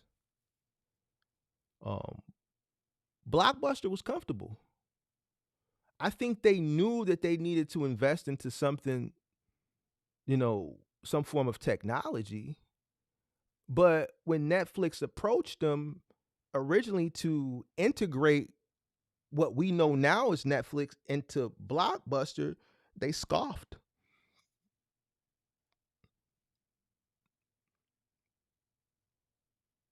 A lot of these big box retailers that a lot of you guys probably never heard of, we're comfortable. Montgomery Wards, Ventures, Ames, Zare, Service Merchandise, Kmart. Where are they? These are companies that were around for years. When the internet, the World Wide Web, I should say, was not invented, it had been out, for, large businesses were already, using internet prior to 1991 when it was available for the public. All these big box retailers could have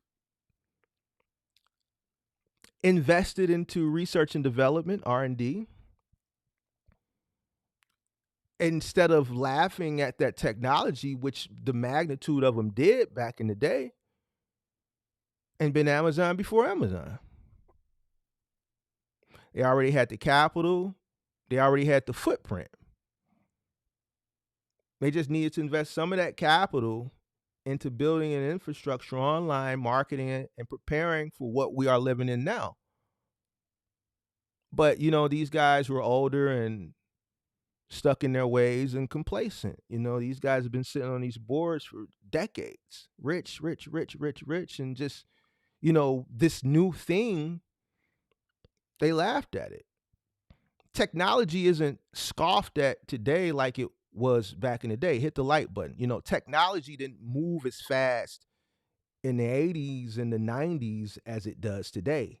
So now people, new inventions and new ideas, companies don't scoff at new ideas like they did in the 90s. Because now we have real life case studies of look what happened. Go look at the timeline or go look at the billionaires of the 90s and the early 2000s and then look at the billionaires now. Go look at the top 5 billionaires in the 90s and then look at the top 5 billionaires now and then let me know what industries they're in.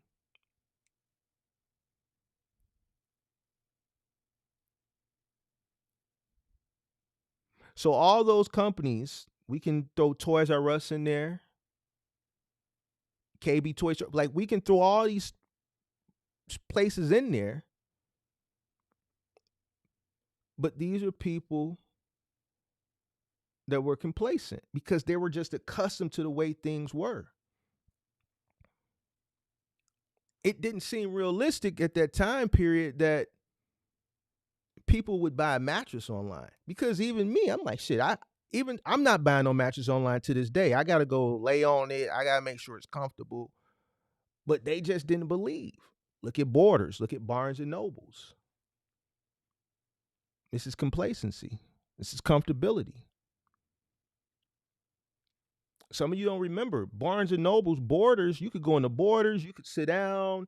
They had a coffee bar in there. You could drink coffee. You could read a book. Barnes and Nobles was a book version of Whole Foods. So you can go in Whole Foods, go to the hot bar, the salad bar, and you can get your food, and then you can sit down and have a meeting in the grocery store. They got tables set up. They got utensils set up. Barnes and Nobles, Borders was the same thing, except it was a bookstore. You can go, you can listen to music. They had the CD station set up. You can listen to CDs. You could listen to them before you buy them. You could read books. You could sit down, drink coffee. And then they're not here anymore. Amazon put them out of business. That's complacency. Nothing lasts forever. The industry may still be here, but it may evolve.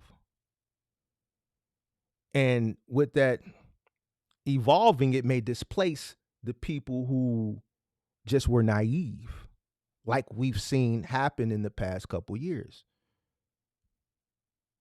The industry is evolving right in front of your eyes. People are going to complain, but it is what it is. It's evolving. It may not evolve into what you want it to be, or it may not evolve into what your idea is or what may benefit you. So the question is, what are you going to do? Are you going to be a comfortable complainer? Or are you going to, get comfortable with being uncomfortable and keep evolving with it?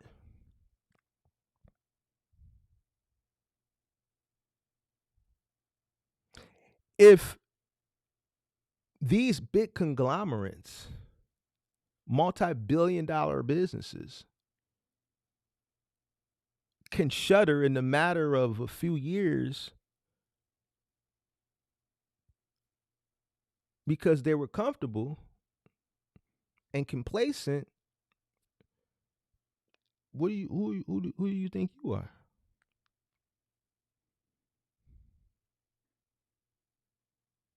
And that's the issue.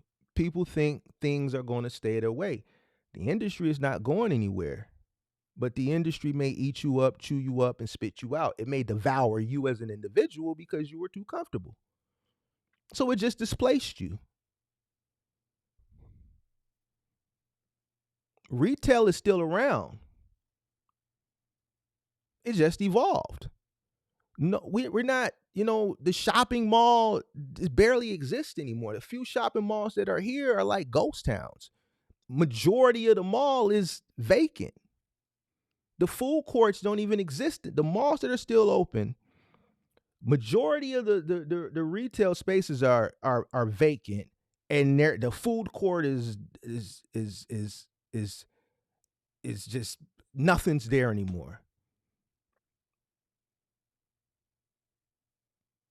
Who's going to pay rent to rent a kitchen in a food court with a mall that's only operating at 30% occupancy?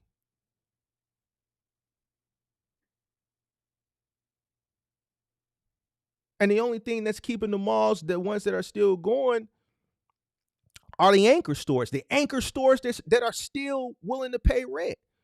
Macy's, JCPenney's.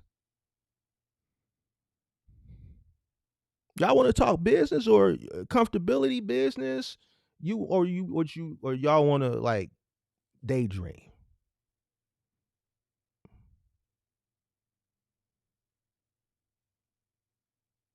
Retail still exists. It just has evolved.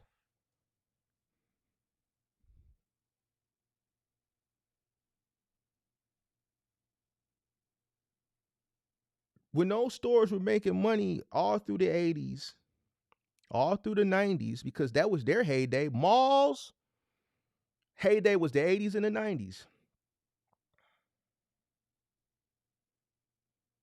I'm pretty sure they didn't think a day would come. Why? Because they never gave it thought, because they were too comfortable raking in the millions and the billions.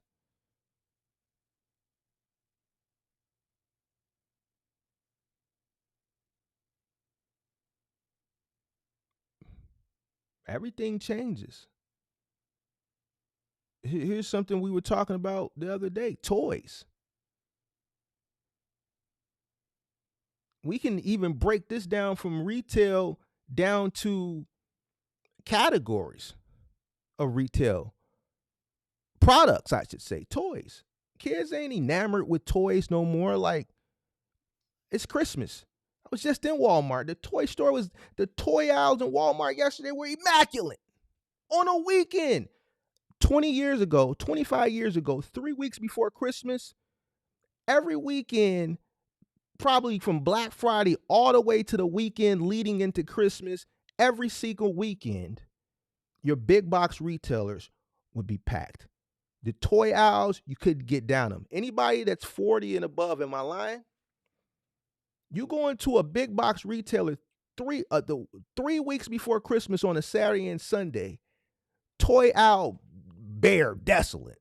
Couldn't even get down it. The whole store is packed. I went to Walmart yesterday. It was like breezing through a subway station in the middle of the night. Everybody was in the grocery aisles. Wasn't nobody Christmas shopping. Wasn't nobody looking at no toys. You know why? Because kids ain't really playing with toys like that nowadays.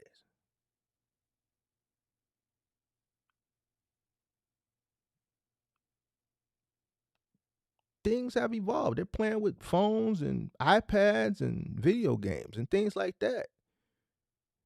Hasbro, didn't they file for bankruptcy last year? Or did something last year? I can't remember what they did. Was it Hasbro or Mattel? One of them toy manufacturers was having a tough time a year ago. Right around the holiday. Why? Because Teddy Ruxpin ain't the thing no more. Action figures ain't the thing no more. Back in the day, you'd get a few educational toys, a CNC, a Light Bright, CNC, a Light Bright, something like that. Then you'll get your action figures. You had a Nintendo. I had a Nintendo. Then you get your game cartridges. It was just a lot of things back in the day. You get each cartridge. Mama gonna wrap up each cartridge because each video game came in a box that big. So instead of just make it look like you got a bunch of stuff. So if you got the Legend of Zelda, Super Mario Brothers 3, and Double Dragon, that's 3 gifts right there. Them 3 video games right there, that's 3 separate gifts you're gonna open. So you get you some action figures, He-Man, She-Ra, that's 2 separate gifts, wrap them up. Some Hot Wheels, you get you 3 Hot Wheels, wrap them up. That's 3 more gifts. A See and Say, wrap that up. A Light Bright, wrap that up. Teddy Ruxpin, wrap that up. Few Garbage Pail Kids, wrap each one of them up.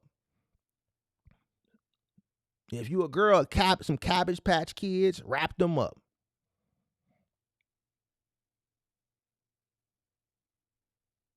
So now you got a bunch of shit under the tree. All that shit are things, tangible things. And guess what? They came on a truck. Now, people want to debate me, but guess what? It was a lot more things that were being purchased. There's less things being purchased now because how technology is now. Kids aren't really interested in toys. Man, I want an iPhone. I want an iPad. I want a game. All right, boom. You get them that one iPhone, and that's all they want. Because now with that iPhone, that's going to unlock a bunch of digital products, video games that were once tangible that are now, that you could touch, that are now digital. And these are in-app or in-phone or in-device purchases that just get downloaded directly to the phone. They resort to sales, but there's nothing physically there that you can touch that had to get what? Moved on a truck.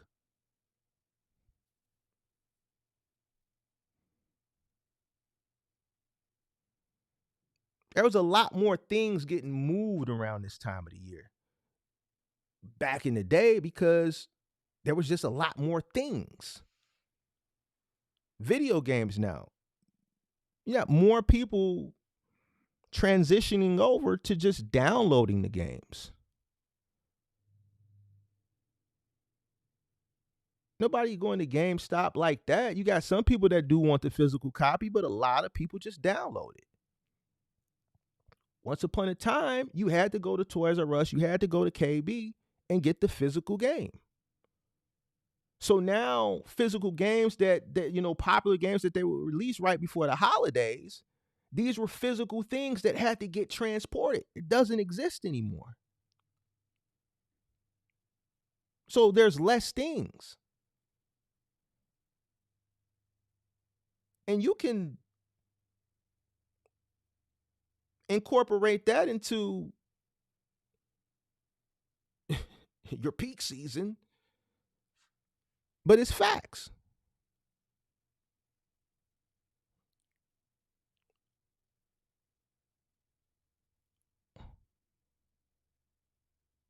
Everything changes. Things evolve. That's why none of these companies exist anymore. They were complacent. They were comfortable.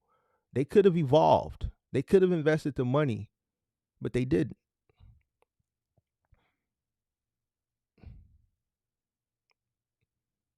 So this is why they're where they're at.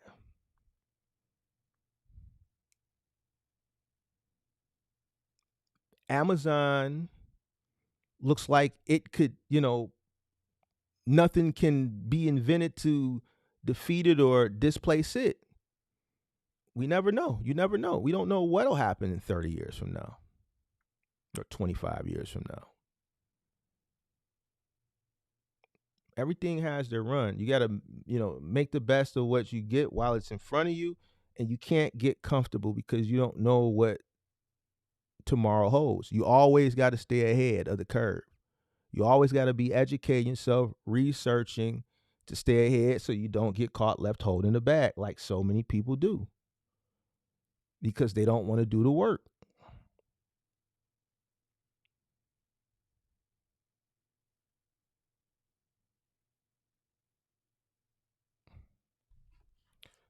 All right.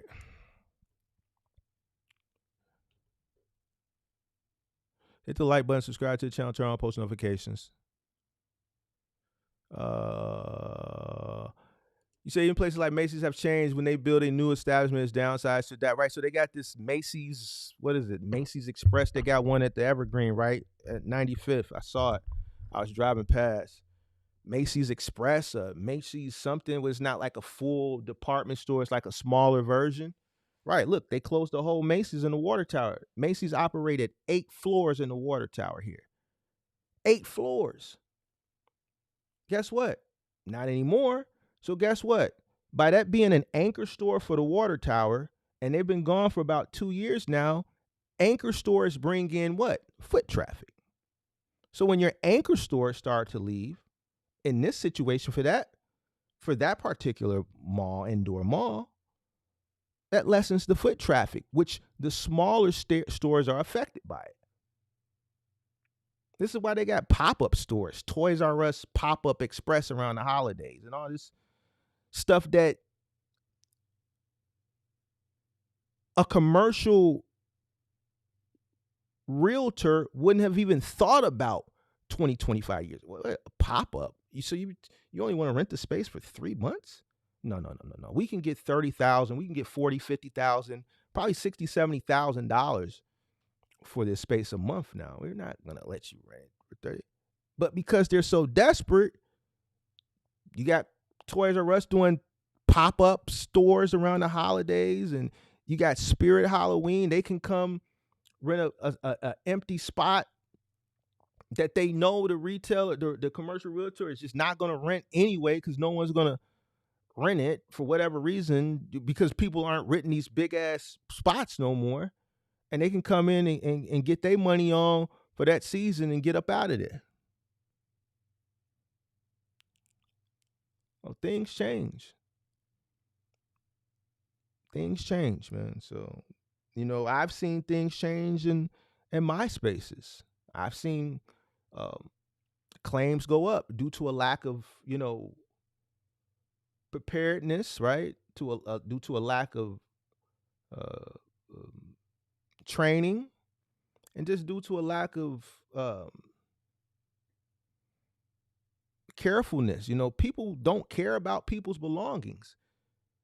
In my day, we cared about people's belongings. We cared for people's homes like they were ours. One, we didn't want to, be responsible. Two, it was just good practice, not practice from a business perspective, an employee. It's just people had morals back in the day. Listen, I'm going to make sure I do anything and everything to make sure I don't mess with the structural integrity or the aesthetic integrity of your home. I'm going to leave your home the same way it is when we got here. It's going to look exactly the same way when we leave, and I'm going to go out my way and do everything in my power to make sure that even if I'm sacrificing my fingers squeezing something in through a tight doorway, or so on and so forth. Nowadays, people are careless. So our claims are up. Less work ethic. Less people wanting to work. So it's more difficult for owner-operators and business individuals to even source talent to do a lot of this work. Turnover ratio is higher. Retention is high because turnover is high. Retention is low, because turnover is high. A lot of things are changing in this industry. A lot more competition in that middle mile because of the boom and the infusion and the influx of people that came in during the pandemic, right? There's still lingering capacity from that time period. But because of that, influx of capacity that came in and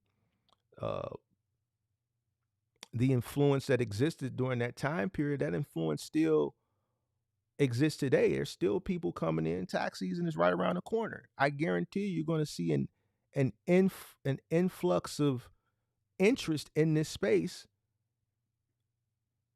beginning of the year, mid-January, February, March. You're going to see these live stream numbers go up because there's going to be more people interested because baby mama, she got that tax money. They finna go kick it. Don't worry about it. They finna drink spiked eggnog. They ain't here now. Be patient. They gotta get their spiked eggnog on. They gotta go buy some numbers. Four of them got the numbers on the dark web. We gotta go get the numbers so we can go and get the kids out the way. Then a week after that, we gotta turn up, gotta go get a room downtown. Gotta go to Saks. Gotta get some queens, or gotta get a belt, a Ferragamo belt. Gotta spend a couple thousand on a fit. Gotta find a hot party to go to. Gonna prepay because they be taxing at the door New Year's Eve. So they're gonna prepay. Gotta get a section. They might pay $3,000 or $4,000, $5,000 for a section. Gonna get him, his girl straight. They're gonna get the $4,000, $5,000 section. They're gonna turn up. May do black car service. You know what I'm saying? They may try to drive. You know what I'm saying? Depending on how lit they're gonna get. Got the room downtown at the Trump, something like that. You dig what I'm saying? They're gonna go on and spend a little G-ball there. Now they wake up the next morning. Oh, the liquor. I get a few bottles of that Casamigos. Gotta have that on deck for when they get back to the room. You dig what I'm saying? Only spend a few $1,000s for that night. Wake up the next day or the day after, broke, boom. About 30 days later, that it hit that account. They'll be here. I'm telling you, that's gonna be the sequence of events. Wait till January. Watch you see these live streams. The interest in the space in general will be a lot higher. I know it because I've seen it the past 2 years. I pay attention to the data. The data and the analytics never lie. People will say that shit don't matter, but it absolutely matters. That's the difference between the people that know and they go up and to the right and the people that don't. The data absolutely 100% matters. The people that pay attention to the data, they do better. They do a whole heck of a lot better. All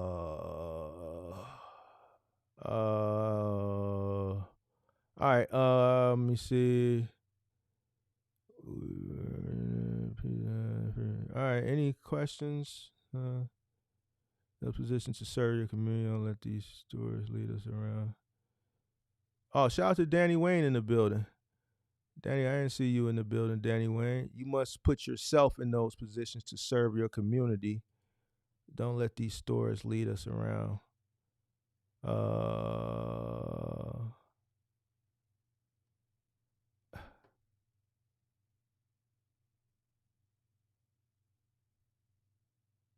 What is Nightcrawler talking about? What he just been rambling, just want attention. All right, we're gonna get Nightcrawler some attention. What are you talking about? You've been rambling the whole. I've been seeing it, but I'm gonna give you a little attention because you on a mission. We don't want all that typing because that's a lot of thumb. If you doing it on your phone, it's a lot of thumb. If you doing it at your computer, it's a lot of this, and you've been doing a lot of it. So we're gonna give you a little attention. Y'all can read it. I'm gonna read it. Gonna give them some attention. Then I'm gonna move on. Imagine siphoning billions of dollars of the unaccounted money from the Fed budget into the social media content creator arena, artificially enriching the majority class in the Western world. Okay, so what happened during the pandemic was people were home. So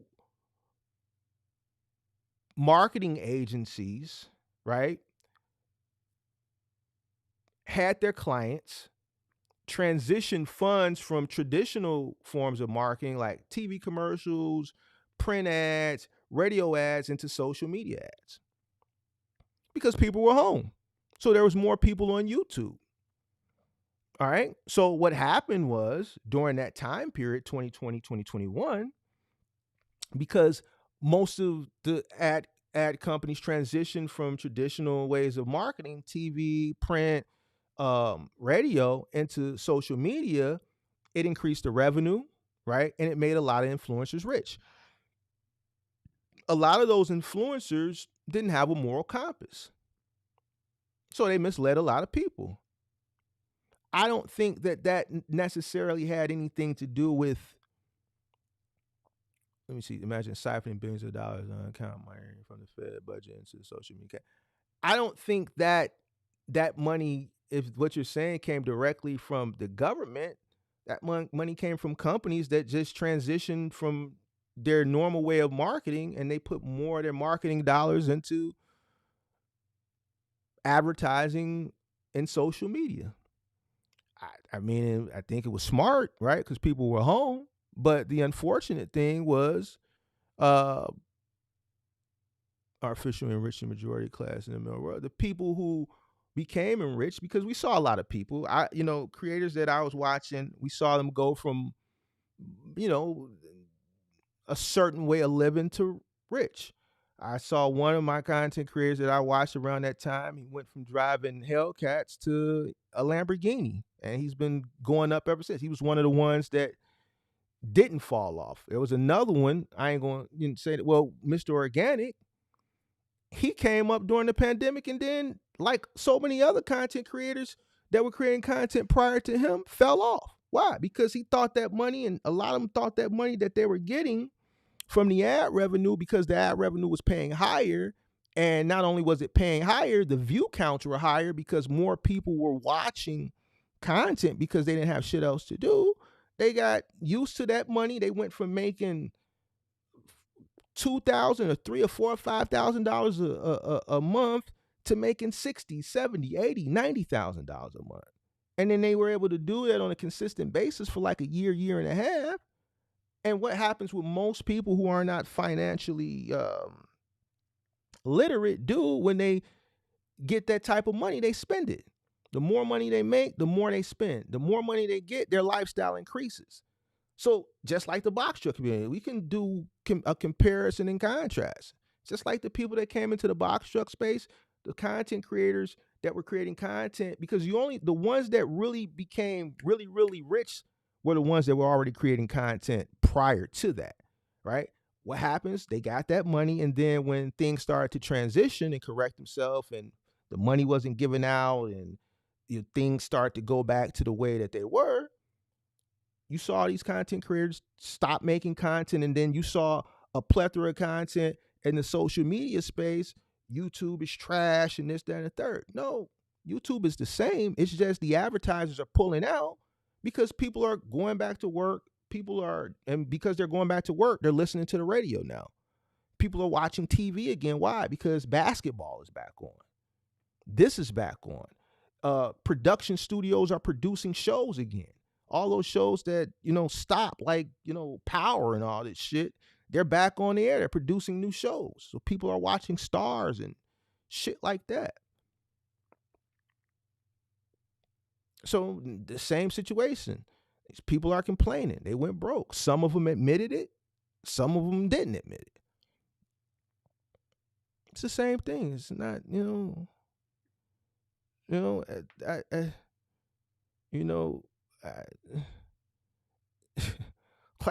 if those people thought, Mr. Organic and all these people that was making all that money during that time period, let's take Kevin Samuels. He's not here anymore. Look at the Kevin Samuels. This is business. We're talking business. Look at what Kevin Samuels. Kevin Samuels was he was making so much money. If he was still alive, he would not be making the same amount of money that he was making in 2020 and 2021 when he did them live streams. He wouldn't be. A lot of the money that he was making was free money. I don't even think he would have the same interest. He would definitely be a contender in that red pill space. But most of the people that were big in the red pill space at that time aren't even popular anymore themselves. Some of them killed their own careers, and that space isn't as popular as it was. I think Kevin Samuels is articulate and educated enough that he would have reinvented himself, and he would have still demanded interest, but it wouldn't have been to the magnitude that it was during 2020 and his height 2021, because in 2021 he was a force to be reckoned with.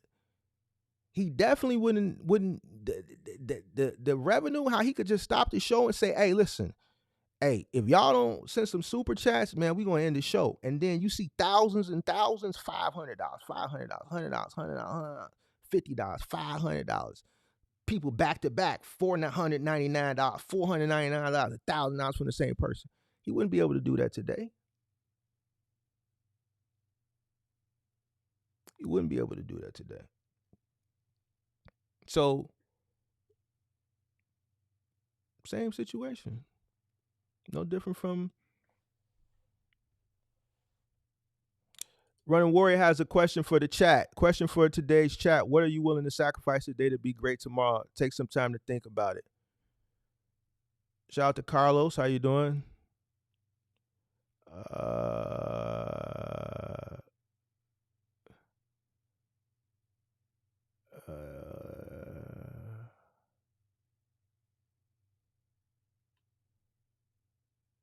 artificially rich. They have trillions of unaccounted money missing from the federal budget.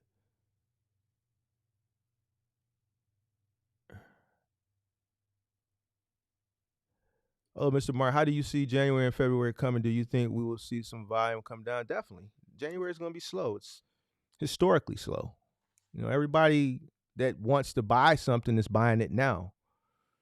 Anybody that's in a fortunate situation where they're going to buy anything that people want, they're going to ask somebody else for it because they're putting it on their Christmas list and they're going to get it for the most part, you know. So January is just nothing to buy. Everybody's buying everything now. People took advantage of Black Friday and Cyber Monday sales, and then everybody else is just going to buy things from now until Christmas. So January is always historically slow. Do you think we will go back? I don't know. I haven't even thought about the pork. I know that's coming up in January. That hasn't even been on my mind. But January is definitely going to be slow. It's historically slow. The only January in my lifetime since I've been in this industry, and even prior to this industry, I was in retail. So still same thing, but kind of same because I would see volume. The only January ever known that was busy was January 2022, and that's because of the over lingering uh, stimulus that was still kicking in. People were still getting that child shit every month. People were still getting unemployment. People were still getting their second round of PPP. People were getting the second round of EIDL. So that's why January of 2022 was historically busy. January 23 wasn't. January 24 wasn't. Uh, uh, January of 2025 is not going to be because right now we're not seeing, uh, this peak season or this time period of the year is not. And I'm not speaking as far as you can feel it. You can feel it. Go to Walmart. People are buying online, but then, there's still rumblings that, freight isn't what it once was. And this is for people who have been in this industry for a long time. So it's less demand now. So, I mean, you can pretty much see what, you can pretty much gauge what January is going to look like. Yeah, demand is up in comparison to October and November. I'm not comparing uh this month in comparison to other months in the year. I'm looking at what typical demand once was around this time of year in comparison to what it is now. That's what I'm looking at. Yeah, people are buying things, but nowhere near the magnitude, of days of old. So how people are buying, maybe they're buying scattered throughout the year.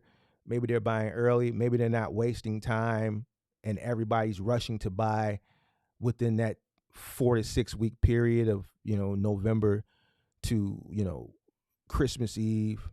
But January is definitely going to be slow. It always is. Uh,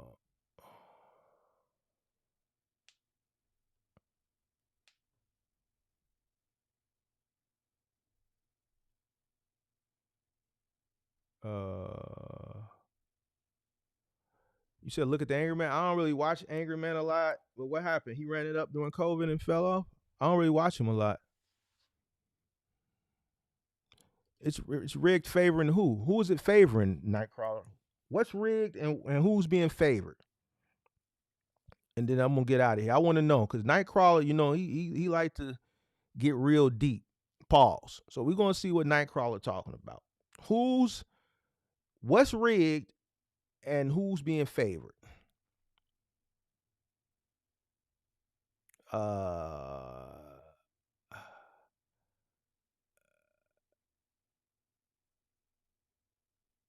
uh, how do you think people like Bad Barbie gets rich? She was selling, wasn't she selling herself on OnlyFans? I don't, man, I don't listen, bro. I don't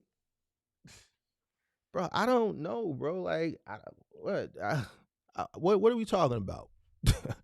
What are we talking about?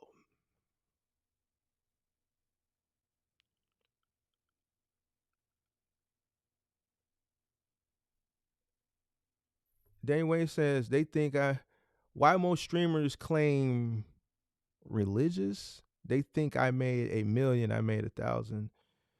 I think a lot of people think that, certain streamers or content creators all make a lot of money, and that's just not true. That's not true at all. Um, I enjoy the way you deliver the truth. Appreciate you for watching. You can't say the name of the group.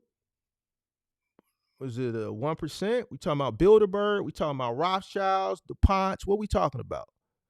What are you talking about? I'll say the name of the group. Who we talking about, man?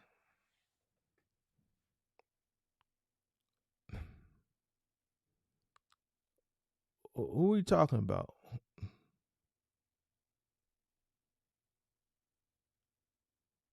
Who are we talking about? Why you can't say the name of the group?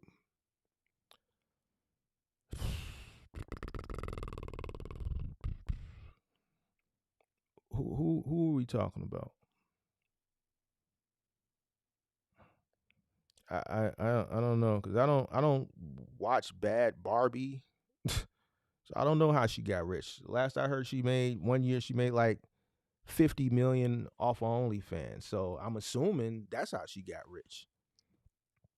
So, oh well, if she was on OF, then that's how she got rich. Man, I don't listen. I don't, bro. I don't know. I don't even care, to be honest with you. All these conspiracy theories, I don't boggle my mind too much in them. Sometimes I'll, indulge in a few minutes of some of these conspiracy theories, but I don't get captivated in that stuff, because it doesn't really resort to or result to revenue for me. Um, it's all set up to artificially pump up that group of people in social media world. You talking about Soros?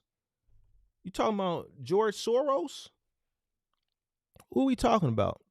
Shout out to Running Warrior. Who you talking about? Soros? Who you talking about? No, I ain't heard of them. I ain't heard of them. No, I don't know. I don't know who y'all talking about. See, I ain't into all that conspiracy stuff. I ain't a part of these groups, man. Yeah, I'm not a part of these groups, man. I'm just a box truck content creator. I don't create content on popular culture or red pill, all those popular categories that you have content creators that do millions of views and they make $100,000 a month and $50,000 a month on super chats, another $100,000 a month off ad revenue. I'm not in those categories. I make little old box truck content, even though I could transition over because I think I'm well spoken, educated enough on other topics. I choose not to, primarily for some of the stuff that you're probably talking about. Those sectors and those circles are just not, you know, circles that I frequent. People that I prefer to stick to my lane of expertise, this small little niche over here, because I know I can dominate it. So I don't know. I don't indulge in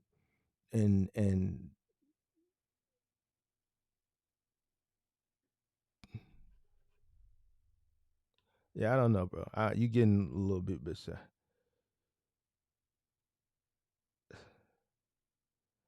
All right. So we're gonna end this live because y'all going somewhere else into conspiracy, and I don't want to go there. I don't care to go there. All right. So if any other questions on, because you got Danny Wayne in here, you got Nightcrawler in here, and this is gonna go somewhere else. True Blue. Shout out for that $50 super chat. Sweet. Yo, Mark, this was the older guy from last week's live. Just wanted to say thanks again for the advice and good convo, Josh. Was this the older guy that we was talking about Amazon? Or was this the older guy that was working a job, making 50,000, wants to quit to go drive the box truck for 6 months and then put a driver in it? Which one? Appreciate that $50 super chat though. I just want to know who I am so I can acknowledge you the correct way. Appreciate that. True Blue 75. You said yes, the older guy, the we was talking about Amazon. Appreciate that $50 super chat, man. Appreciate that. Appreciate that, man. Appreciate that super chat, man. Thank you. Thank you very much. Thank you. Thank you very, very much. All right. So, all right, man. I'm gonna go ahead and get out of here, man. Danny Wayne and Nightcrawler gonna try to take over with all this conspiracy theory things that I don't have no interest in. All right. I don't have no interest in no conspiracy theory stuff. I don't care. I don't indulge. I don't waste time. It is what it is. All right. Until next time, y'all stay safe out there. Peace.